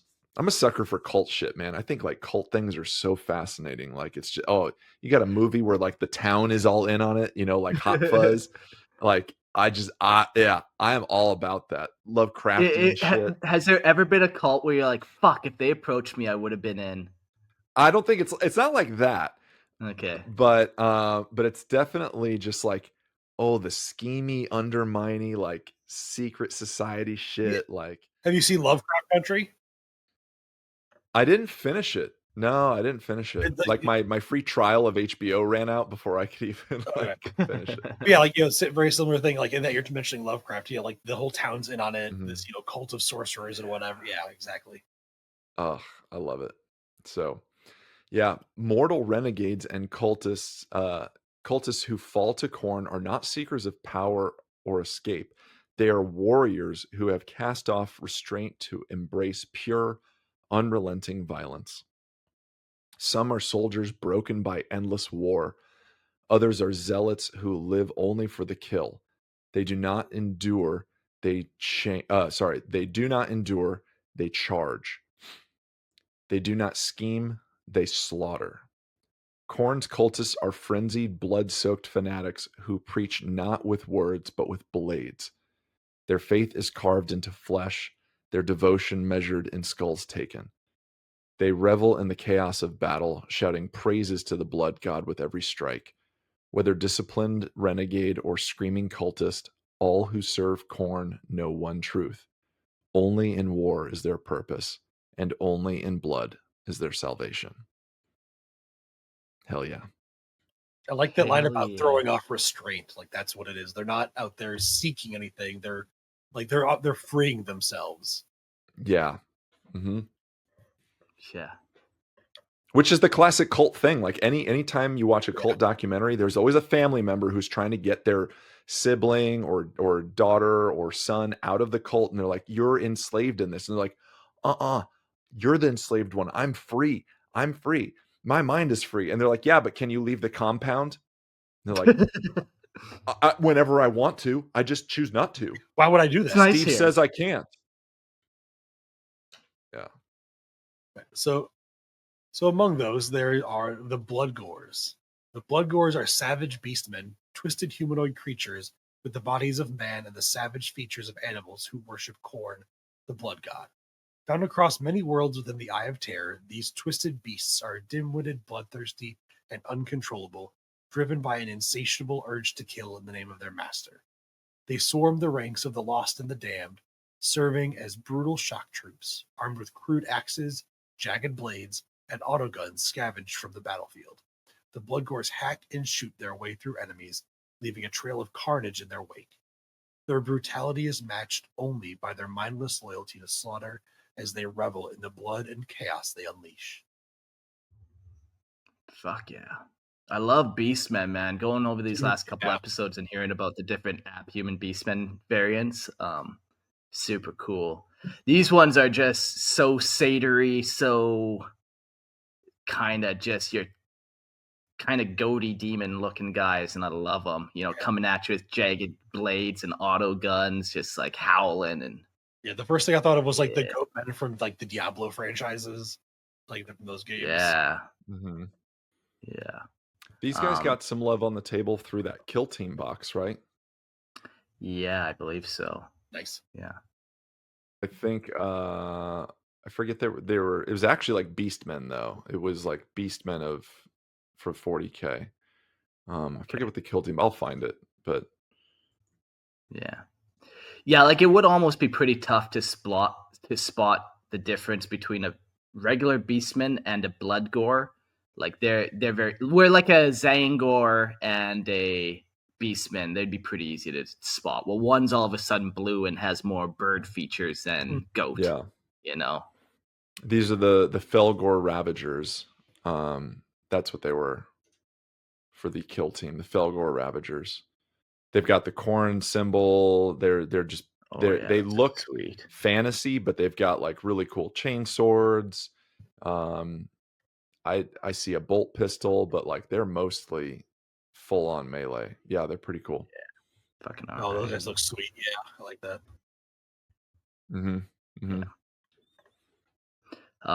Yeah, I definitely want to do an episode, I said before, on Beastmen, learn more about cultures and stuff, see how much we can find about how they're like really at, because they seem very prevalent the more I read about them. Like, it seems like a very common abhuman and a very common like thing to go to chaos. And one not so obviously explored in the 40K universe, more so like fantasy and Age of Sigmar. I think you see it more prevalent there. Yeah, for sure. They have the whole faction essentially of them. They have Beastmen army. Yeah. Yeah. The next cult is the Blood Pacts and the Sons of Sect, and we actually already did an episode on them, 145. But we'll do a little recap here in case you just want the quick and dirty. The Blood Pact is a fanatical, highly disciplined chaos cult sworn to Khorne, the god of slaughter. Unlike the frenzied mobs of other cults, the pact marches as a blood-slicked army, drilled and ruthless like a corrupted mirror of the Imperial Guard. Born from the butcher's vision of a warlord Orlok Gar, they became his personal legion of killers, an elite vanguard of carnage and organized death. Their battles heralded massacres across the Sabbath worlds, carving Imperial soldiers and civilians alike into screaming ruin. Wherever they marched, blood flowed, and the Imperium drowned in agony and fire. The Sons of Sect, also known as the cult of the Ankh of the Seketites, were a savage chaos warbound and militarized cult that wreaked havoc across the sanguinary and Sabbath worlds in M41. Founded and led by the brutal magistrate Antkunwar Sek, they mirrored the terrifying efficiency of the Blood Pact, but with an even darker hunger for slaughter. Their battle tactics were twisted symphony of carnage as they tore through the Imperium, leaving rivers of blood and mangled corpses in their wake. Sek's disciples reveled in the bloodshed, their every action driven by thirst for violence that made them feared and loathed across the galaxy. Yeah. Pretty straightforward. Pretty straightforward. Organized violence, and then eventually they get really good at that, and they wanted a little more freedom, so they kind of made the Sons of Sect, where you can kind of get out of the firing line and into the charging line. Yeah. Yeah, definitely go back and listen to that episode if you haven't. It's a really good one. Yeah, that was 145, right? Yeah. Cool. Then we get into the blood cults. Blood cults are savage chaos cults that worship Khorne, the Lord of Skulls. These fanatics gather in blood-soaked chambers and gore-slicked tunnels beneath teeming cities, plotting murder sprees and ritual massacres in their god's name. On the grim worlds of the Imperium, a spike in slaughter, mutilation, and vanishing souls is often ignored, letting these cults fester and grow in the shadow of decay. Their reasons for joining vary. Some watched friends get gutted in drunken brawls. Others saw their kin butchered in Arbites purges. Some simply crave the crunch of bones beneath their fists. Pain, rage, and loss twist their minds until only violence remains. They hunger to maim, to feel stronger through every kill, and to carve their path in flesh. When such monsters find each other, the blood flows freely. Bound by a shared thirst for carnage, they kill to earn power and vengeance, feeding the blood god with skulls torn from screaming throats. Khorne always answers.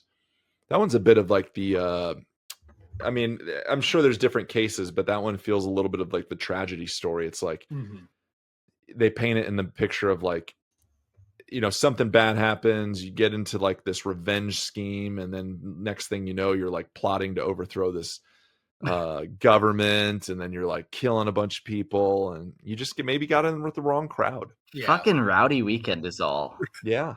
Rowdy Weekend, your buddy gets gutted outside of the bar, and all of a sudden you're in a blood cult. Yeah. All of a sudden you're in a blood cult. Again, really cool narrative ideas though. Like you're fighting on a world or something where, like it says, times where people are dying and stuff just kind of go unnoticed in certain cities because it's just there's so many billions of people on it. Yeah. To have something where like this is almost Gene Stealer cult-ish, where it's like it builds from within slowly, and then it kind of can overrun a city or planet. Yeah, like just showing like on a hive world how much like in the underhive parts and everything, like nobody cares, they don't pay attention. And even Right. also like if you wanted to even have a story where there was like a sympathy towards the blood cult, they talk about the Arbites coming down and watching them kill your family. It's that classic story of like villains are made, not born sometimes. And so this is what turns you were doing your job working for the Empire, and all of a sudden the Arbites killed your wife for whatever reason, and so now you're like, fuck. Fucking vengeance. Love that. Yeah, I like that this is pretty generic. Like this blood cult it appears across the galaxy over and over and over. Like, where Chinch's cults, you might not see the same one ever again. They all have their different goals and stuff, but ultimately the blood cults are all so similar and so simple that they just keep popping up.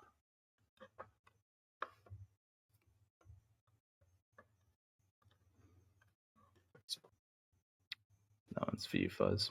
So, yep, sorry. So the next is the Cadian 666. The Cadian 666 Purified are a fanatical chaos cult devoted to Khorne, the blood god. During the brutal War of Beasts on Vigilus, these heretics performed dark rituals that tore open the fabric of reality, unleashing hordes of demons upon the war-ravaged world. Yeah, that one didn't have too much information, but why I really liked it was it kind of gave me the cool naming conventions of you take any regiment and then you slap either 666 in front of it or you slap the god-specific number. Like this should have been the Cadian 888. But let's talk about the Vestroyan 777, that have fallen to Nurgle, I suppose. Is it Nurgle? No, Slaanesh. Let's 7 Zinch. Zinch, okay. 6 is Slaanesh, I think, because he's got the 6 layers of his realm, I believe. Yeah. And then I thought Nurgle was 3. No, he's definitely higher. Is it higher than that? Okay. We could find it out. Chat will let us know. Yeah, whatever. There's been so many episodes that Mark has done. But I do like this like concept of like, yeah, you basically take any regiment and you slap that kind of god number on it, and then all of a sudden you got a cool theme going. Nurgle is 7. Yeah, Fuzz was right. Nurgle is 7 and 3 for some reason. Khorne is 8. Interesting. Tzeentch is 9. Slaanesh is 6. That's Yeah. right. Tzeentch was 9. I remember that connection now. Yeah. Fun. Yeah. It's worth mentioning just again for maybe new listeners or folks that just aren't familiar. This would be an Imperial Guard regiment. Mhm. I would assume. I think it shows it on there that it's an Imperial Guard regiment that's gone the way of chaos. Yeah. Which I remember seeing when they did the Eye of Terror campaign back in like 2001 or 2. In one of the White Dwarfs, they had somebody paint up like a full army of Cadian soldiers that were in like the blood red, and they had fallen from the Imperium and they were now worshiping Khorne. And that was like first time I was like, you can go against the like Imperium in your army choice. That's so cool. Like Cool. still play a like Imperium friendly model, but paint it as if it was chaos. Yeah. Very cool. Yeah, it's crazy what a little paint can do. Change it all so drastically. Yeah, you don't even have to really. If you want, you could add a spike or two into the army, but not necessary. Yeah, these guys weren't they weren't spiky bits, and they were just straight up humans that were just like, fuck this, we're not fighting for the Imperium. We like killing, and it's all good with Khorne. So yeah. Cool. The next cult we'll talk about is the Kith. The Kiths were a chaos cult of frenzied Khorne worshippers led by fanatical magister Sholin Sakara, encountered during the Sabbath Worlds Crusade. Colonel Commissar Garnt described Sakara as a death worshipper who killed indiscriminately to honor chaos. Though savage, the Keth lacked the discipline of the Blood Pact. Without leadership, they descended into orgies of torture, mutilation, and murder, collapsing in exhaustion until roused by the commanding presence. Then, touched by Khorne's will, they moved with terrifying unity, sometimes sacrificing themselves in masses to please their monstrous god. After their slaughter at Balhat, Sakara fled to Sepinsyria. Doesn't fucking matter how I say it, I'll never say that fucking word ever again in my life. Where his cult butchered the entire population of Eskar Island's manufactorum cities. The Kith were finally annihilated when a desperate explosive trap caused Sakara to believe his fortress had fallen. He ordered a mass suicide, fulfilled without hesitation, though he was captured alive. Oh, of course the cult leader made it out of the drinking of the Kool-Aid. Despite this, Kith's remnants survived. Before Balhat, Sakar scattered lieutenants throughout the hives of Severin. These agents subverted the populace and helped him escape the Inquisition before Iron Snakes killed the warlord. Fun time with these guys. You can get a little distracted with your blood frenzy, and you can just start mutilating and fucking corpses, I guess. Yeah, I agree with Jackson in the comments. It sounds Slaaneshi. Like as soon as they talked about like sounds Slaaneshi slaughter and like it's a lot. Yeah. We talked about ways to spend weekends, and this one might not be for me. it also doesn't have the Khorne vibe in the name either. It has like the Mike Tyson Kiss vibe. Now Kith. like it doesn't sound Cadian 666, the blood cult. It's like we're the Kith. Kith sounds like a Xenos species. Yeah. Or Slaaneshi. I think it's a little Slaaneshi. It's just like I don't know. So now going back into the naming devices, we have the Goremongers. The Goremongers are a deranged Khorne chaos cult whose 8 original members. There we go. Some numerology there. Yeah. 8 original members survived the impossible, witnessing a bloodletter tear through a battlefield, and were forever twisted by the sight. Driven mad with reverence, they swore to remake themselves in the demon's image to become living echoes of slaughter incarnate. This is already so cool. They see something, it's changed them, and they must worship it, and they must do this thing. So cool. This one's probably one of my favorite of all of them that we're doing today, and you see even a little more what going too far can do. Yeah, very cool. So their history, their transformation began in agony. Each cult sawed off their own leg. Oh my god! As I'm reading this, it's like, holy shit! This just got ramped up. Starting strong. Wow.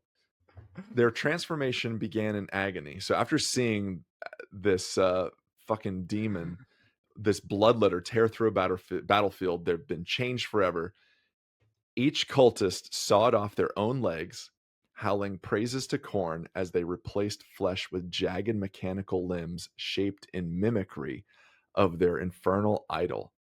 This mutilation is now the first rite for any new devotee. Cripple the body, forge it anew in pain and steel.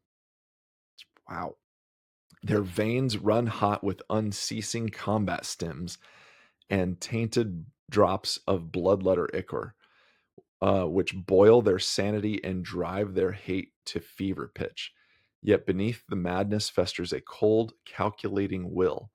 Unlike many of Khorne's frothing berserkers, the goremongers retain a sliver of strategic clarity, making them horrifyingly effective. When the time for bloodletting comes, they follow their sadistic leader, the Blood Herald, into war, armed with rusted chain weapons, barbed ritual daggers, and an unquenchable hunger for gore.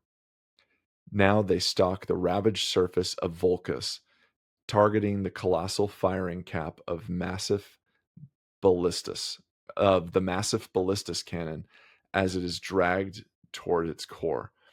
Their plain and simple apocalyptic. Their plan is simple and apocalyptic. Detonate the cap in the heart of the city and drown its streets in fire and viscera. But first, they must butcher the sanctifiers, the ecclesiarchal defenders guarding the weapon's path. Coolest fucking part of the episode right there. Man. The narrative abilities here to the kit bashing possibilities for a full army. Just get your X-Acto knife, chop them legs off, start putting Chop, like chop, Skitarii legs or something like that. Yeah. Man. Yeah. Oh, I you were love right, going Mark. up to a Home Depot with 8 of my buddies and we all just buy a hacksaw together. And the Home Depot guy's looking at you like, what are you all up to? But he doesn't know. We just really appreciate bloodletter design aesthetic. It's like the classic conveyor belt, like as you like the items get weirder and weirder as they go, but it's just like 8 saws and the guy's looking at you and he's like doing a little bit of a house update, eh? And he's like, and then your buddy's like, what do you know about Khorne? Right, I'm just imagining like standing at Home Depot measuring the hacksaw blade length against the width of your own leg. Yeah. Just like this will be wide enough to do that. It's like a hacksaw blade, wood or metal some blade. metal. Yeah. Yeah. It reminds me of that It's Always Sunny episode when Dee and Dennis are like getting in the mind of the serial killer and they're at like the Ace Hardware or something and they're like trying to see if this would like chop through bone and stuff. Yeah. It's good. Oh my god. Yeah, these guys are wild, man. Like you said, so many great conversion opportunities. Cool fucking motivation. Cool. Really everything. well written. Just like they're not we're gonna go kill everything and fuck shit up. Like there's a method to their madness a little bit. They're hopped up on combat stems. They're drinking bloodletter ichor. They're well rounded. They're well written. I think it's a really, really cool thing for this episode and just the overview of what Khorne is, because it gets a little like, we get it, the blood drinkers drink the blood gorgers gorge the blood things smash the blood, the skulls, the blood. And this is like, they saw something that was fucking mind shattering and now they're insane and they do this. Yeah. It reminds me a little bit of God, what was we did the movie actually for a Sunday movie night. And now I can't Event Horizon, that's what I'm thinking of. Oh yes. Yeah, you just see something so terrible and it like infects you and it changes you. And I'm sure there's other movies like that, like Hellraiser came to mind, just as far as like seeing something that is so like terrifying that you might want to alter yourself to mimic it. Even Alien 3, the director's cut, which isn't actually a director's cut. David Fincher didn't approve of that. Side note. But in Alien 3, Golic, who sees the beast and whatnot, is so enamored with it. It's a dragon, and he loves it, and they capture it, and he lets it go. So in the director's cut, he's the one that frees the alien after they've trapped it in like the smelting area or whatnot, because he wanted to see it. And it's just that he's so like taken by whatever this image is of this beast, and he's obsessed with it. Yeah, very cool. Yeah, these guys, their goal is to get into that uncanny valley of just like, are they human? Oh man, not quite. I will be back. My eyes are killing me from allergies. We were talking about it before the episode. I'm gonna go pop my glasses on and join the Fuzz club of eyewear. So I'll be right back. No worries. Go get some blood drops for your eyes. get that bloodletter Iker for your eyes. That's right. Yeah. So while Court does that, we're going to go on to, I know one of Mark's favorite things, night houses. So when an imperial night house falls to Khorne, their noble lineage is drowned in blood and wrath. Once proud banners are torn and scorched, replaced by brutal symbols of the blood god. Their war machines no longer march with honor, but charge into battle as monstrous engines of slaughter, their armor adorned with spikes, skulls, and the marks of endless war. The corrupted knights wield weapons built for carnage, massive chain blades that roar like beasts and cannons that blast apart foes in storms of fire and gore. They do not fight with tactics, but with fury, seeking only worthy enemies to kill. Each battle is a ritual, each kill an offering. They are not just knights, they are Khorne's wrath made manifest, bringing only death, fire, and endless war. Yeah, this sounds just so fucking cool. I always just love thinking about like, hey, knights just look cool in general, and a lot of their faces already look kind of like robot skulls. And then just in all the ways they can get changed for the different chaos groups that they would fall to. And like, Khorne, just skulls everywhere. I imagine spikes on shoulder, body parts impaled on those spikes hanging down, bloody chains with skin and gore hanging from the chains. All sorts of cool stuff. Those. Yeah, like less mutated, with Nurgle and Chinch. It's very like flickering, almost warp tainted power. But yeah, Slaanesh. For Khorne, it's almost more of like a real visceral appearance as opposed to like a flickering kind of warp appearance. Like you said, with the stacked up bodies, like that's a real fucking thing. Yeah, decorating. That was a real dude. Yeah. It's fun too to think about Chaos Knights falling to Khorne, or just Knights falling to Khorne. Just with the way Knights are, it's almost ritualistic battle. They have tournaments. All of a sudden, maybe the tournaments start getting a little more bloody over the couple years, and eventually, maybe they start doing only honor duels to the death, and then before long, this whole kind of house is slowly kind of falling to Khorne without even knowing it. Yeah, because when you're in like the fucking territory of war and battle, that's Khorne's territory. So you're dancing that edge. Yeah, it's what these night houses they're going to be raised in combat. For taught to wield a sword before they can walk, kind of a thing. We've mentioned in previous episodes too that Khorne's the one that like almost no matter what on a battlefield, he's being praised because it's death, it's blood. Yeah. So the one night house I was able to find is House Annihilation. I'm sure that was an Imperial name as well. Probably not, but the Imperium has like Steel Legion Armageddon, so why not? House Annihilation is a Chaos Knight house that pledges itself to the blood god of Khorne. Once known by a noble name, the Knight House fought for the Imperium with relentless ferocity, carving their honor into the flesh of millions. Their brutal campaigns earned hollow praise from some, while others recoiled in terror at the carnage left in their wake. The house performed the butcher's work that softer men could not stomach. Massacres, exterminations, entire cities left piled with corpses. In time, drowned in gore and deaf to the cries of the weak, they turned to Khorne, who exulted in their endless slaughter. With their souls chained to the blood god, they sent their noble lineage ablaze, ancestral records reduced to ash in the name of fire fed by betrayal. From the blood-soaked rebirth came House Annihilation, a name forged in hatred and war. Only their grim creed remained, honor through annihilation. Now they march to show the Imperium what true strength is, measured not in virtue, but in the rivers of blood and mountains of skulls.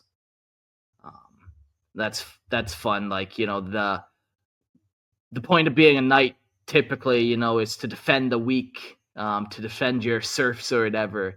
And yeah, it seems like they started getting violent with them at first and just, then went really bad. Kind of broke their creed and went the opposite way completely. Yeah, like, if you're weak, then you don't deserve to survive. Yeah. Yeah, like that Khornate corruption, like what calls to a lot of Khorne followers, it's that like fear of weakness. It's that I'm not the best, I gotta be better than that champion, or just like, I was hit once and I don't ever want to be weak enough that somebody can hit me again. It's that despise of weakness. Mm. Okay, I could And knowing that you can get better through Khorne and get, if you try and you continue to pledge and worship that way, that there's he's gonna daily bless you goals, Yeah. Just a little bit of blood each day. Yeah. It's nice. Like a violence Fitbit. Just like, That's the butcher's nails. That's all that is. It's just a Fitbit in your head. Oh, the no. violence Fitbit. Yes. Nice, Fuzz. Thank you. That was good. Then going from there, it's Titan legions, which is the big step up. So Khorne's Titan legions are not engines of subtlety or strategy, which is any Titan legion engines of subtlety? Like, you're a fucking Titan. Come on.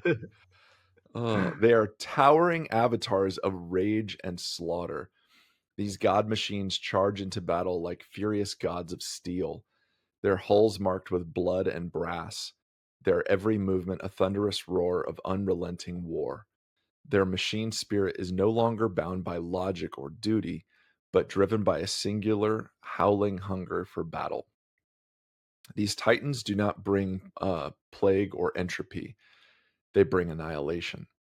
Their weapons are brutal and direct, massive chain blades that rip apart enemy engines, cannons that obliterate with raw force, and hellish war horns that echo with Khorne's fury. Every step they take crushes the weak beneath them, and every kill is a sacred offering. They are not machines of war, they are temples of violence, and in their shadow only death remains. Wow. Yeah. So cool. I love Titans, man. Like, yeah, you're saying, they don't really sneak around. Yeah, how could they? These 100, 200 feet tall fucking metal structures that you would think would just sink into the ground, but no, they got magic fucking technology that keeps them from doing that. Like, to look at them, they just would be like, well, how does that work? Yeah, and like you'd think Titans would be like the ultimate kind of worshippers of Khorne, if you will, and that just their entire purpose is to kill the most people and the biggest things as fast as possible. It's like, yeah. Either of you guys close to oceans and whatever? A little bit. Yeah. I'm one state away. I live close to like a deep water port that ships away bananas from Chiquita. But when I drive next to their cargo ship in my tiny little boat, I imagine the feeling is very similar of just like you're looking at this giant fucking metal thing doing something it shouldn't be doing. And it's, I get a weird feeling every time it happens, man. Oh yeah, like and that's just that's just a boat, not an angry fucking metal machine, right? Like having been on a cruise ship, just being like, just even walking up to it, just something that massive that can go across the water is wild. Yeah. Yeah, it's a weird feeling it can give you. Yeah. So with Khorne's Titans, with his Titan legions, we have the Legio Volpa. In the Age of Strife, forged from the crucible of unending bloodshed, the Legio Volpa was birthed upon the war-racked world of Anvilus during the Age of Strife. Their founding purpose was singular: to exterminate the Jandari, a vile race of nomadic biomechanical killers who unleashed war engines equal in terror to the Imperium's own Titans. The first Princeps of Volpa proved himself a ruthless butcher, razing the Xenos temple cities with merciless precision, turning sanctuaries into smoking graveyards. The final act of this brutal campaign saw the Legio break the back of Jandari resistance by annihilating the Forge Moon of Eth, in a storm of molten fire and collapsing ruins. The moon, third from Anvilus' system star, burned red with blood and ash. It is whispered that the Grand Matriarch of the Hezbaru tribe, a towering biomechanical abomination of 43 meters, tore 7 Titans to pieces with claw and blade before she was finally overwhelmed and torn limb from limb. In the aftermath, a grisly tribute was left along the moon's greatest river, a 2-kilometer procession of Xenos skulls, each split, boiled clean, and etched with the chilling verse, "Here our greatest blades rest," firm in belief they knew death's art, taught instead by those who stalk beneath its shroud.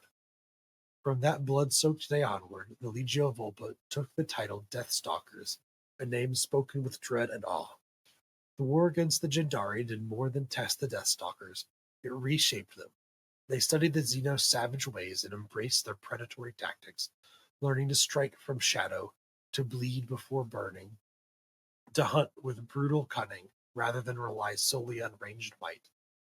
This feral doctrine was later inscribed into the Libraxis Tacticae Volpa, a blood-stained text of slaughter, strategies, and shadow war. Armed with these new methods, the Legio carved a trail of devastation that widened Anvilus' dominion, leaving nothing but wreckage and butchered enemies in their wake. Let's see, the Great Crusade. In the early days of the Great Crusade, the Deathstalkers spilled forth into the stars, leaving only scorched earth behind. A secondary fortress was established on Mars itself, where they clashed bitterly with the Titan Legio Deathbolts in a long and spiteful territorial feud. Their disdain for diplomacy was on full display during the infamous sack of Bifex on Dendritica. Rather than tolerate the suggestion of negotiation, the Legio Volpa unleashed the hellfire and crushed the city beneath the heels of their titans, drawing the seething ire of more disciplined Legio Solaria. These guys are fucking ridiculous. Yeah. Like, also just Yeah. in that first part fighting the Xenos, like, as huge as these titans are, the fact that one of these biomechanical, the matriarch, the biomechanical titan of the enemy, tore through 43 of these things, that 43 of them were theoretically deployed in one battle sphere, in one area of war, is Yeah, what does that even bonkers. mean? Like how would any battlefield survive such a force and such a wild scale? Yeah, that's just such an immense amount of firepower and logistics and resources to do all of that. Sometimes that's where GW shines in their ridiculousness. Oh Like yeah, it's I fun. just Just like that's so dumb. It's so cool. yeah. I just reread that and the abomination stood 43 meters and it tore through 7 titans. So slightly different, but sorry. still 7 titans is a wild situation. Yeah, because each titan is like you said, the size of a small town in some respects. Like, think of like a medieval hamlet, and the titan is spread like just between its legs, your entire little village instead. Fuck yeah. Let's see, where was I? It's where was I? Horus Heresy. Yeah. When the fires of civil war ignited Mars, the Deathstalkers turned on the Emperor without hesitation, pledging themselves to Horus with blackened oaths and hearts full of treachery. Their allies in the Dark Mechanicum unleashed them upon their old rivals, the Deathbolts, and the ambush was cataclysmic. In the opening hour of battle, the Deathbolts lost 19 Titans, their proud engines torn down like prey animals, their reactors bursting in city-shattering explosions. Though the Loyalists escaped, they did so bloodied and broken. Under the influence of the blasphemous Dark Apostle Bjork Kral, the Deathstalkers descended further into the abyss, giving themselves wholly to Khorne, the Lord of Skulls. Blood rites became routine, sacrifice and slaughter replaced protocol. The Legio fought with madness in their circuits during the Battle of Moloch, and their carnage knew no restraint. Their fury only intensified during the apocalyptic Battle of Beta Garmon, deployed to Beta Garmon 3 and Theta Garmon 5. 8 princeps were fused with demonic entities by the profane efforts of Magus Ardim Protoss and Apostle Kral. These unholy unions birthed berserker titans, possessed warlords roaring Khorne's name as they tore cities apart with infernal glee. I imagine that replaced their war horn instead of just a big horn sounding. It just yelled Khorne. Khorne. The Legio would go Yes. Yeah. The Legio would go on to take part in the Siege of Terra itself, laying siege to Gorgon Bar and clashing with none other than the angelic Primarch Sanguinius. See, in the post-heresy era, by the benighted days of the 41st millennium, the Deathstalkers had vanished into myth, their name surviving only as a cursed whisper in war-scarred records. Yet when the stars once again burned with war, they returned. Sightings placed them among the monstrous hosts of Abaddon the Despoiler during the cataclysmic 13th Black Crusade, where their titans marched, planets died. The Deathstalker's icon is the Vorpus Saberfang, an ancient, long-extinct predator said to embody the perfect blend of patient, cunning, and unrelenting savagery. Their elite princeps draped in flayed banners and bone charms are known to keep genetically reconstructed versions of the beast as twisted mockeries of pets, living trophies to mirror the horrors they unleash on the battlefield. Cool. Quite a bit of information on this Titan Legion. A couple really kind of interesting parts were in the Great Crusade, this Titan Legion went to kind of territorial war with another legion. There's just territorial disputes with Titans. They're so big and nothing really controls them. If they want more territory, what do? You kind of have to shift and give them some stuff, but kind of fun. Yeah, it's cool to see things fleshed out like this, a lot of information on Titans, which don't seem to get a lot of love. Yeah. It gives you a new perspective of their hierarchy and everything, where it's okay, so these guys are this is Great Crusade times. You're not supposed to be firing on friendly Imperial citizens, but they get away with it. Now, eventually they do fall to chaos, but still. Yeah. Moving forward with another traitor Titan Legion, we've got the Legio Audax.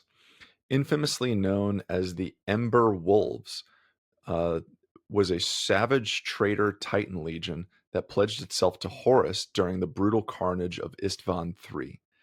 Known for their blood-drenched bond with the World Eaters, the Audax served as the merciless warhounds of the 13th Expeditionary Fleet during the Great Crusade.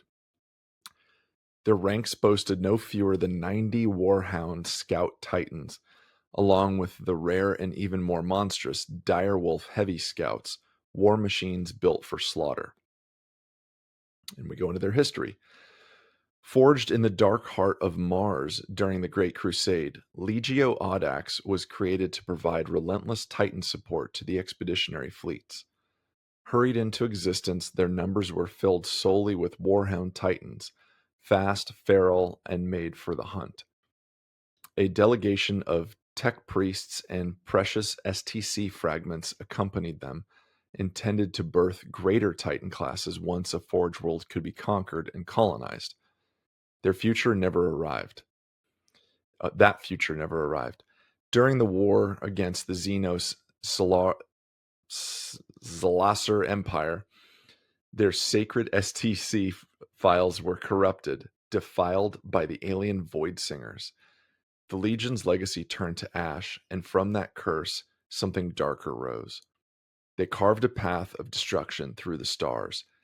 At Lauren Alpha, the Ember Wolves reduced entire hives to slag and ruin, incinerating combatants and innocents alike. Bodies were fused to charred ferrocrete. Screams were silenced under the crush of Titan foot and flame. For this atrocity, they were officially censored, but not dismantled. Instead, the War Council exiled them to Bot, the World Eater's pitiless training world. Excuse me. Ensuring their wrath would boil unchecked. Starved of reinforcements and denied all resupply, they were condemned to fight with only their dwindling pack of warhounds. It was on Bot that the wolves embraced the red path of Angron. Their oaths shifted from Collegia Titanica to the Butcher himself. From this savage brotherhood came the creation of Ursus Claws, brutal harpoons mounted on every Titan's right arm, used to impale enemy god machines and reel them in like prey. Scorpion, Mortal Kombat, anyone? Get over here, Titan. There we go. Their hunting packs, tight formations of up to 5 warhounds would surround larger Titans, immobilize them, and then rip them apart piece by piece. Their left arms were armed with a brutal array of weapons, plasma incinerators, melta-lances, Vulcan mega bolters, tailored for maximum torment and battlefield horror. As the heresy bled on, so too did the Legion's sanity. They marched into the war within the webway, and demons howling at their sides, chaos filth clinging to their hulls like a second skin. These were no longer Titans, they were abominations in steel. Yet even in their darkest hour, not all were lost. A fragment of the Legion broke free, naming themselves the Hounds of Night. They fought with desperate, honorable fury for the Imperium, their engines roaring at Beta Garmin as the stars themselves screamed. But the monsters, the true Legio Audax, descended upon Terra. They were the first of Horus's beasts to breach the walls of the inner palace, their claws tearing through stone and flesh alike. Their howls echoed through the blood-soaked ruins of humanity's last hope, hunting the throne with fire, steel, and unrelenting hate. Again, a really, really well fleshed out Titan Legion, and almost tragedy. Like, this isn't born out of like pure hatred and stuff. Like, their shit was messed with by Xenos. They had they were going in the path of like, we're going with the expeditionary fleets. We are Titan support. We've got this. We're going out to other worlds, and we've got a plan. And it didn't happen. And they kind of unfortunately turned. It's very cool. Yeah. I love the tactic that they have, where they just have these warhounds that will surround and hunt down bigger creatures, pin them to the ground, immobilize them, surround them, and then just unleash all hell. Yeah, I was thinking the Cool. same thing. Just like that they're almost entirely made of the smallest, fastest Titans, which are still enormous. Like, these things are still like massive, but like they're the swift hunters of of the Titan legions. Yeah, very different vibe, and that is the vibe, that swiftness for sure. Yeah, very fun. Yeah, so those were the couple of Titan legions I found. Very cool to read about. We'll jump to Xenos followers. Xenos who fall to Khorne become brutal echoes of his endless wrath. Their civilizations consumed by bloodless and relentless warfare, these alien followers do not seek unity or understanding. They glorify violence, their cultures restructured around combat, sacrifice, and conquest. Where once stood temples or archives now arise arenas and altars soaked in the blood of the slain. Khorne's gifts are not subtle. He grants fury, strength, and an insatiable hunger for battle. Entire species become engines of destruction, wielding weapons forged in rage, their bodies honed through endless war. Some tear through enemies with primal ferocity, while others chant war cries that shake the stars. They do not seek peace or reason, only one truth: blood for the blood god and skull for the skull throne. Heck yeah. Man, where is that line of a Xenos worshipping Khorne? You know, all Xenos are just so violent and chaotic. Like, whether you're defending your people from other violent Xenos or not, like, man, every race better look out. There's a spot for you in Khorne's wing. Oh, absolutely. Like, violence is just one of the most natural things. I mean, Unfortunately. in our Like, ecosystem, like, someone's going to eat you at the very least. Yeah. yep. Even cows eat grass, man. It's all life for life. I think it goes over sometimes oversimplified and overlooked that Xenos do worship these chaos gods. I think we often see it too much as like ex Imperium people, demons, that's kind of it. Humanity falls because we're weak.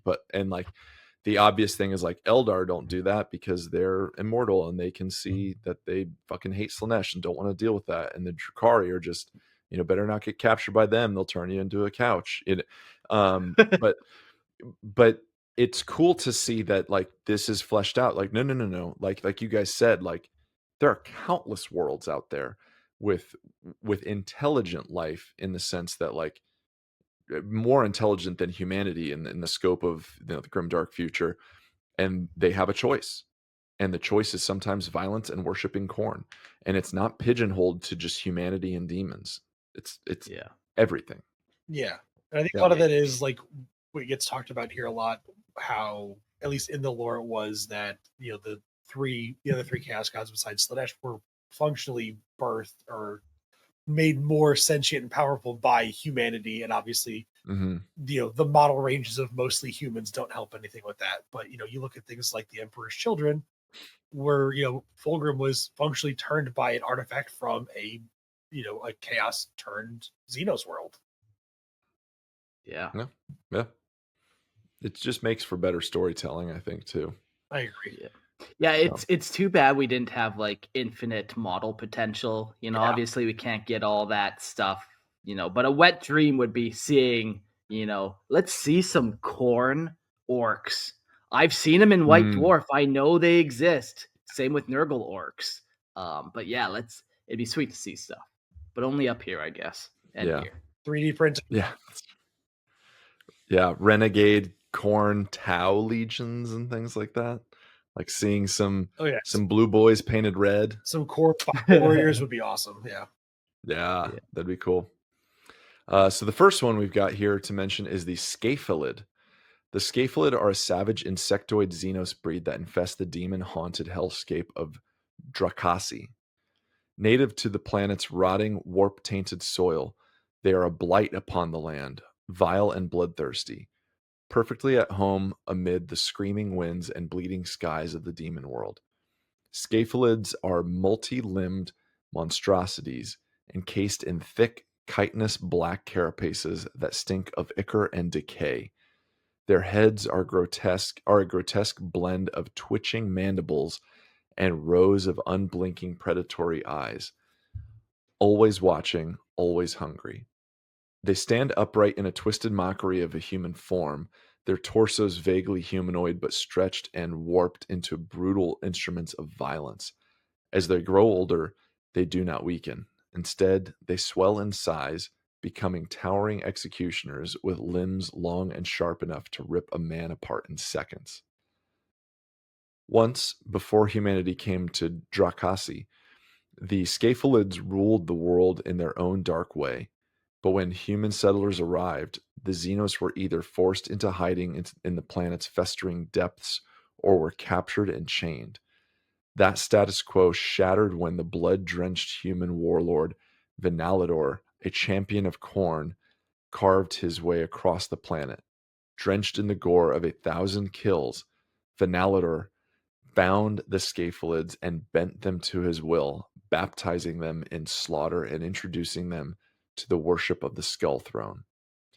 They took it like starving beasts, becoming willing thralls, mindless and loyal, desperate to die for the blood god.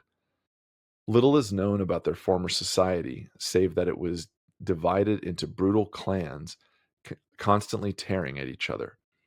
The Scaphulids had no pride, no shame. They will crawl and beg, their faces pressed into the filth, so long as they are given a chance to kill or be killed. Since falling from Khorne, their culture has become one of endless sacrifice. They launch themselves at enemies in wave after wave of suicidal fury, hurling bodies into death, not for victory, but for the glory of bloodshed. They do not fear death, they crave it, as long as it is loud, violent, and soaked in gore. Their technology is virtually non-existent. There are no signs of industry, no machines, no architecture beyond what they have looted or scavenged. But each Scapholid is born with a weapon, a massive bladed structure fused to its forearms, operating like giant serrated shears. With these crude but effective tools of carnage, they tear apart everything that bleeds. Flesh, armor, bone, it all gives way beneath the blades, and they revel in every spray of blood, every scream, every twitch of a dying foe. One of the coolest Xenos races I've ever heard, right there. One of the coolest. Like that's the you want to play Tyranids, but you don't want to do the whole Tyranid thing. You like Khorne, kit bash some shit together, and then boom, you've got the Scapholid. Very cool. Almost again, tragedy, like a tragic story.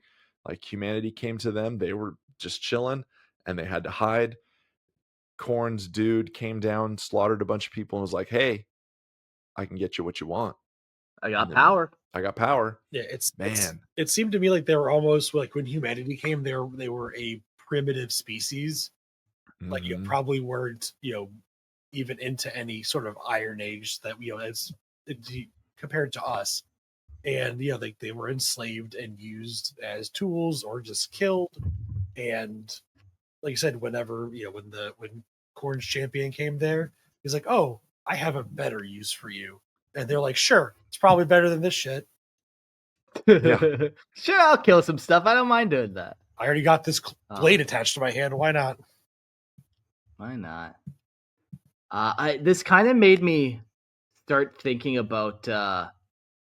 You kind of touched on it there, but different times in a society in which God would have the most sway. Like these guys, they were tribal, brutal. Like it was at like almost the beginning of their history. So Khorne has the biggest hole where it's like, how does a society get out of that violent stage? That's kind of the first thing you got to get out of.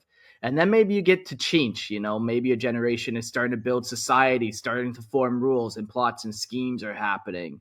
And then eventually that all kind of balances out and you've actually built something very incredible. And now chances are good you're going to fall to Slaanesh. That whole no more problems, you make your own problems with Slaanesh. And then finally comes Decay, and that's where Nurgle gets his little bit of the Empire as, at each stage of this society or empire, you kind of have a different god that's really pulling at you. That kind of has its opportunity to claim the Xenos. Yeah. I'm looking for pictures, man, and like there's a few that pop up. I just don't think it's well represented. But yeah, I want to see something on the table. My mind went to some of the different like insectoid races in like Dungeons and Dragons and fantasy stuff that could probably be close enough to what these would be like. There's a few, like there's one modeled here on Google, but that looks like more fish-like, and I'm picturing like weird cross between Tyranids and almost like the bugs from Starship Troopers a little bit. Yeah, like these didn't seem like these were humanoid bugs. These were like bugs essentially. Yeah. Big still and whatever, and sentient and whatever, but they weren't like humanoid. Almost a little bit like the What the fuck are they? They fight with Tau, but they're basically mind controlled, the but they're Vespid? not mind controlled. The Yeah. Vespids. Not Yeah, that with almost. you, but yes. Yes, like almost a bit Vespidy. Yeah. Cool. Cool Yep, very Xenos, cool. so for sure. Yeah, they're really, they sound super neat. But so after them, we have the notable servants of Khorne. To follow Khorne is to abandon restraint and embrace the pure, unrelenting fury of war. His path begins not with ambition or scheming, but with bloodshed, the primal truth that might makes right, and only through violence can one truly exist. A warrior who no longer fights for cause, but for the joy of combat, a berserker who drowns doubt and screams in steel, a champion who seeks no glory, only worthy skulls. Each is a vessel for Khorne's wrath. As they offer themselves to his domain, they shed fear, pity, and hesitation. Their bodies become engines of destruction, and their minds honed to a single sacred purpose: blood for the blood god, skulls for his skull throne. They do not seek peace, they rage against it. They do not plan, they charge. And in the endless carnage, they find purpose not in survival, but in slaughter. In Khorne's name, there is no end, only war, only rage, only the ever-growing mountain of skulls. Fucking hell, yeah. That's all you need in life is just your own ever-growing mountain of skulls in your backyard. We're simple You know. creatures. Yeah. We don't. Simple creatures. Uh, Court's like dipping his toe into it, or maybe we'll say sinking his teeth into collecting bones and whatever, but these are the first steps. I don't know if I could be like any sort of Khorne guy. I'm angry enough, but like I just some blood stuff just I can't handle it. I'm like don't want to see that. Nope. like really gory slasher movies get to you. Sometimes I'm not like slasher movie guy in general, but like what did I watch? I watched Old Guard the other day, Netflix's Oh yeah, that's original really movie good. I with like that. yeah. But it wasn't the bloody stuff. It was just like broken bones and like bone things sticking out, and like her fingers got all jacked up. I was like, No nope, thanks. nope. So maybe the blood stuff's okay. Like I feel like Tarantino's a worshiper of Khorne, and I like Tarantino. Okay, yeah, So. I would agree with that. Yeah. Okay. Let's see. We do have two named people. It's Khorne the Betrayer, but he needs his own episode, man. Oh yeah. Oh yeah. But we can't do that until we do the World Eaters. But just know he's out there. Mm-hmm. He's doing things. Kill count. He's got the kill count, going. baby. It's going. Yeah. And the other one was just another World Eaters, whatever. Rograx, the fucking bloodhand. Who cares? He's just some guy. Ultimately, he's just out there ganking people like every other World He'll Eater. be on the World Eaters episode. Yeah, exactly. Cool. Well, it was a fun episode. We got a couple call-ins we could do. Maybe we'll just do one. Running out of time. Let's go with Grim here. Yo, welcome. I see you got a nice fuck Trudeau poster going on. Very classy. You know it, buddy. Yeah. Can you all hear me? Yep. Yeah. Yeah, you're good now. You're good. So what's making you unreasonably angry today that you just want to go kick a puppy?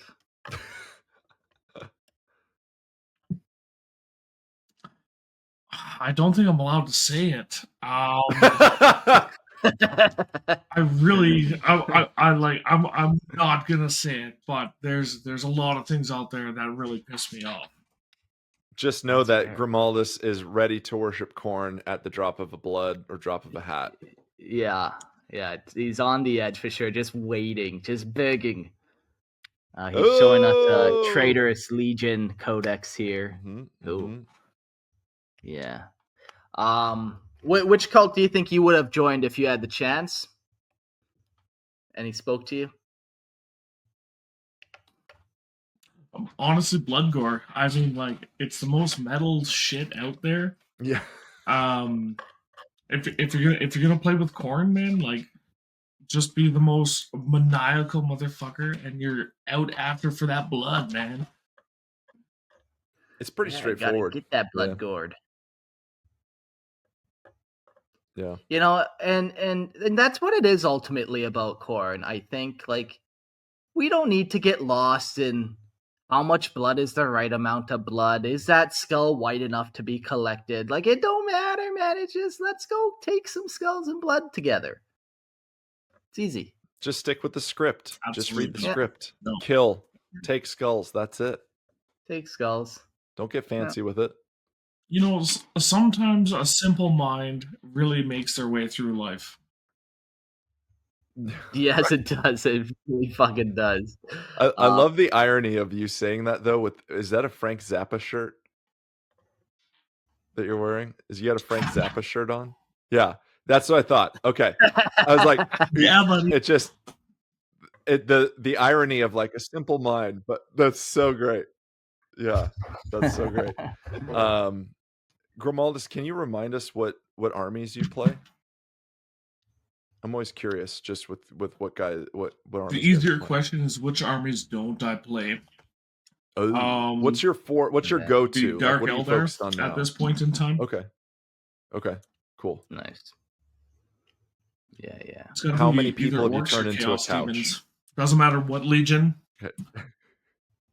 How many people have I alright. turned into? What? Sorry. A couch. As a Drakari player, how many couches have you made with the flesh of your enemies? No. I like that's the one army I don't play is. Oh, Drakari. you don't. Oh, that's you. Oh, I thought you were saying you're focused on that one. Okay. You don't play Drakari. Orcs and Okay. Chaos Demons Cool. is your go-tos right now. you say, No, like Grimald? everything else, I got models for everything. Yeah.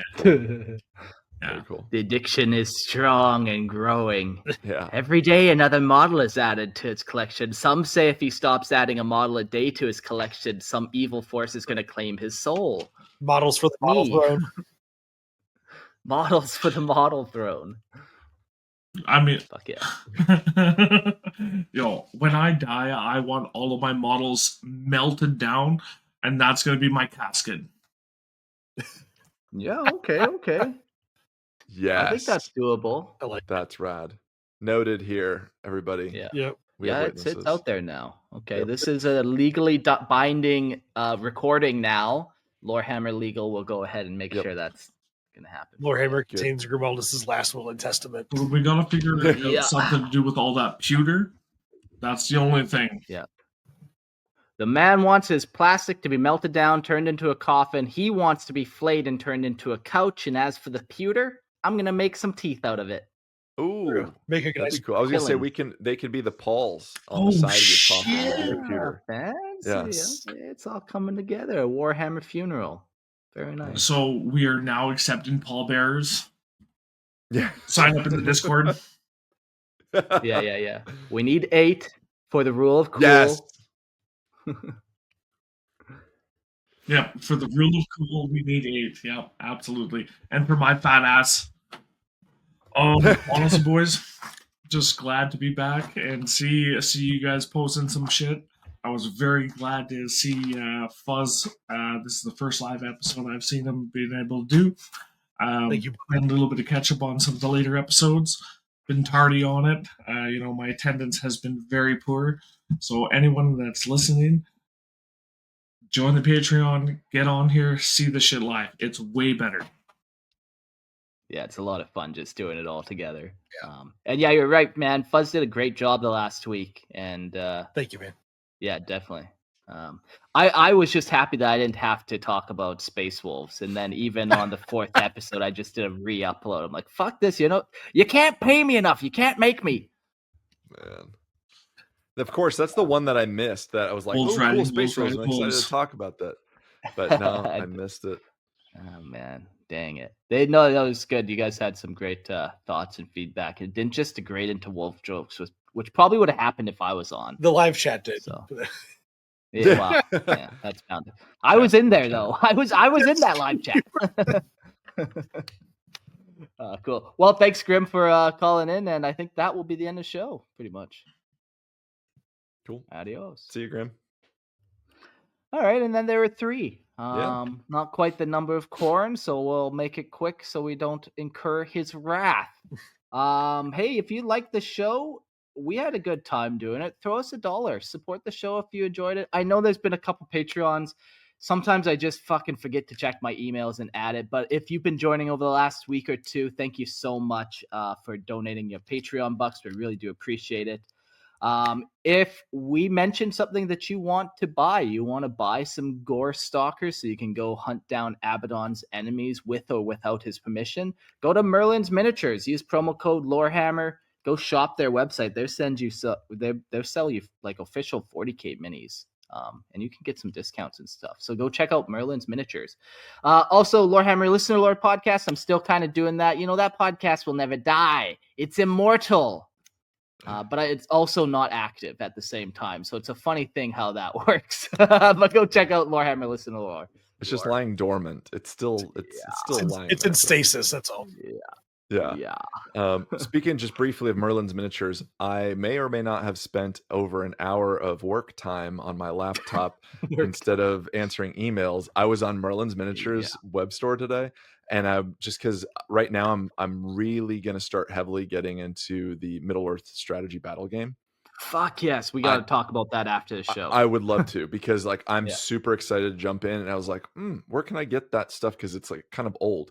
Merlin's Miniatures has a ton of shit and even some sealed boxes. And I was like, oh, here we go. So check out Merlin's Miniatures. The promo code Lorehammer, right? Is that what you can use to save some dollarinos? Honestly, I'm not totally sure how it works. There's one of two ways. You can either click the link in the description below, and I think that is technically how you get the 10% off. Cool. But if you use the promo code, it just lets people know that Lorehammer kind of sent you that way. And that's beneficial to me as well. So cool. Do both.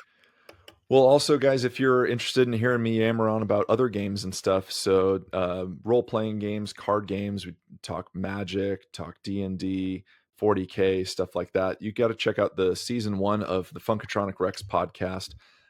Season 1 was where I was hosting with good friends of mine when I was working at a local game store. And season 2, a few friends have taken it over and done a great job. So if you want to hear the debut of Mark on the Funkatronic Rex podcast, he's on episode like 11 or so, I think. But yeah, season 1 of Funkatronic Rex podcast. You can check us out on Apple or Spotify. The host of the most, yourself, me. Heck yeah. Oh, Cordy boy. Yes. The more we learn about you every episode, the more we like you. That's for sure. And I got more stuff for Court's Relic Corner, man. Check this out. Old school 40K, like 3rd edition. I'm unraveling. Oh, that's poster. So cool. This thing goes on and on, baby. It's got every model. It's like every model range. Every model in the range. I can't even fucking unfold this thing. It's huge. Look at that. Oh my. Oh, it's beautiful. That's awesome. It's the old school, like this is 4th edition, I believe. And it was all right, let's play some Warhammer bingo on there. If you got the fucking models, check it off. It's double-sided. Oh my god. Wild. Oh, that is a relic. I love it. $10 at my local bookstore. Very, very thankful. That's very cool. Yeah. Cool. Very nice. Speaking of relics, I'm getting the fucking privilege and honor of talking to Rick Priestley on Saturday here. Gonna be wild. Oh, that's awesome. Wait, again? Yeah. Oh, sorry, not Rick Priestley. Fucking Jervis Johnson. Sorry, okay. Jervis Johnson. Yeah. Oh, that's great. Rad. Yeah, Jervis Johnson. Sorry, Rick set me up with him. That's why his name was in my head. But yeah, no, I'm super excited. If you guys have questions, send them in. But I think that's the end of this episode. Been a lot of fun. The next one is a little more sensual. Don't forget to bring your oils. We're talking Slanish's Cult of Excess. So see you tomorrow. Adios.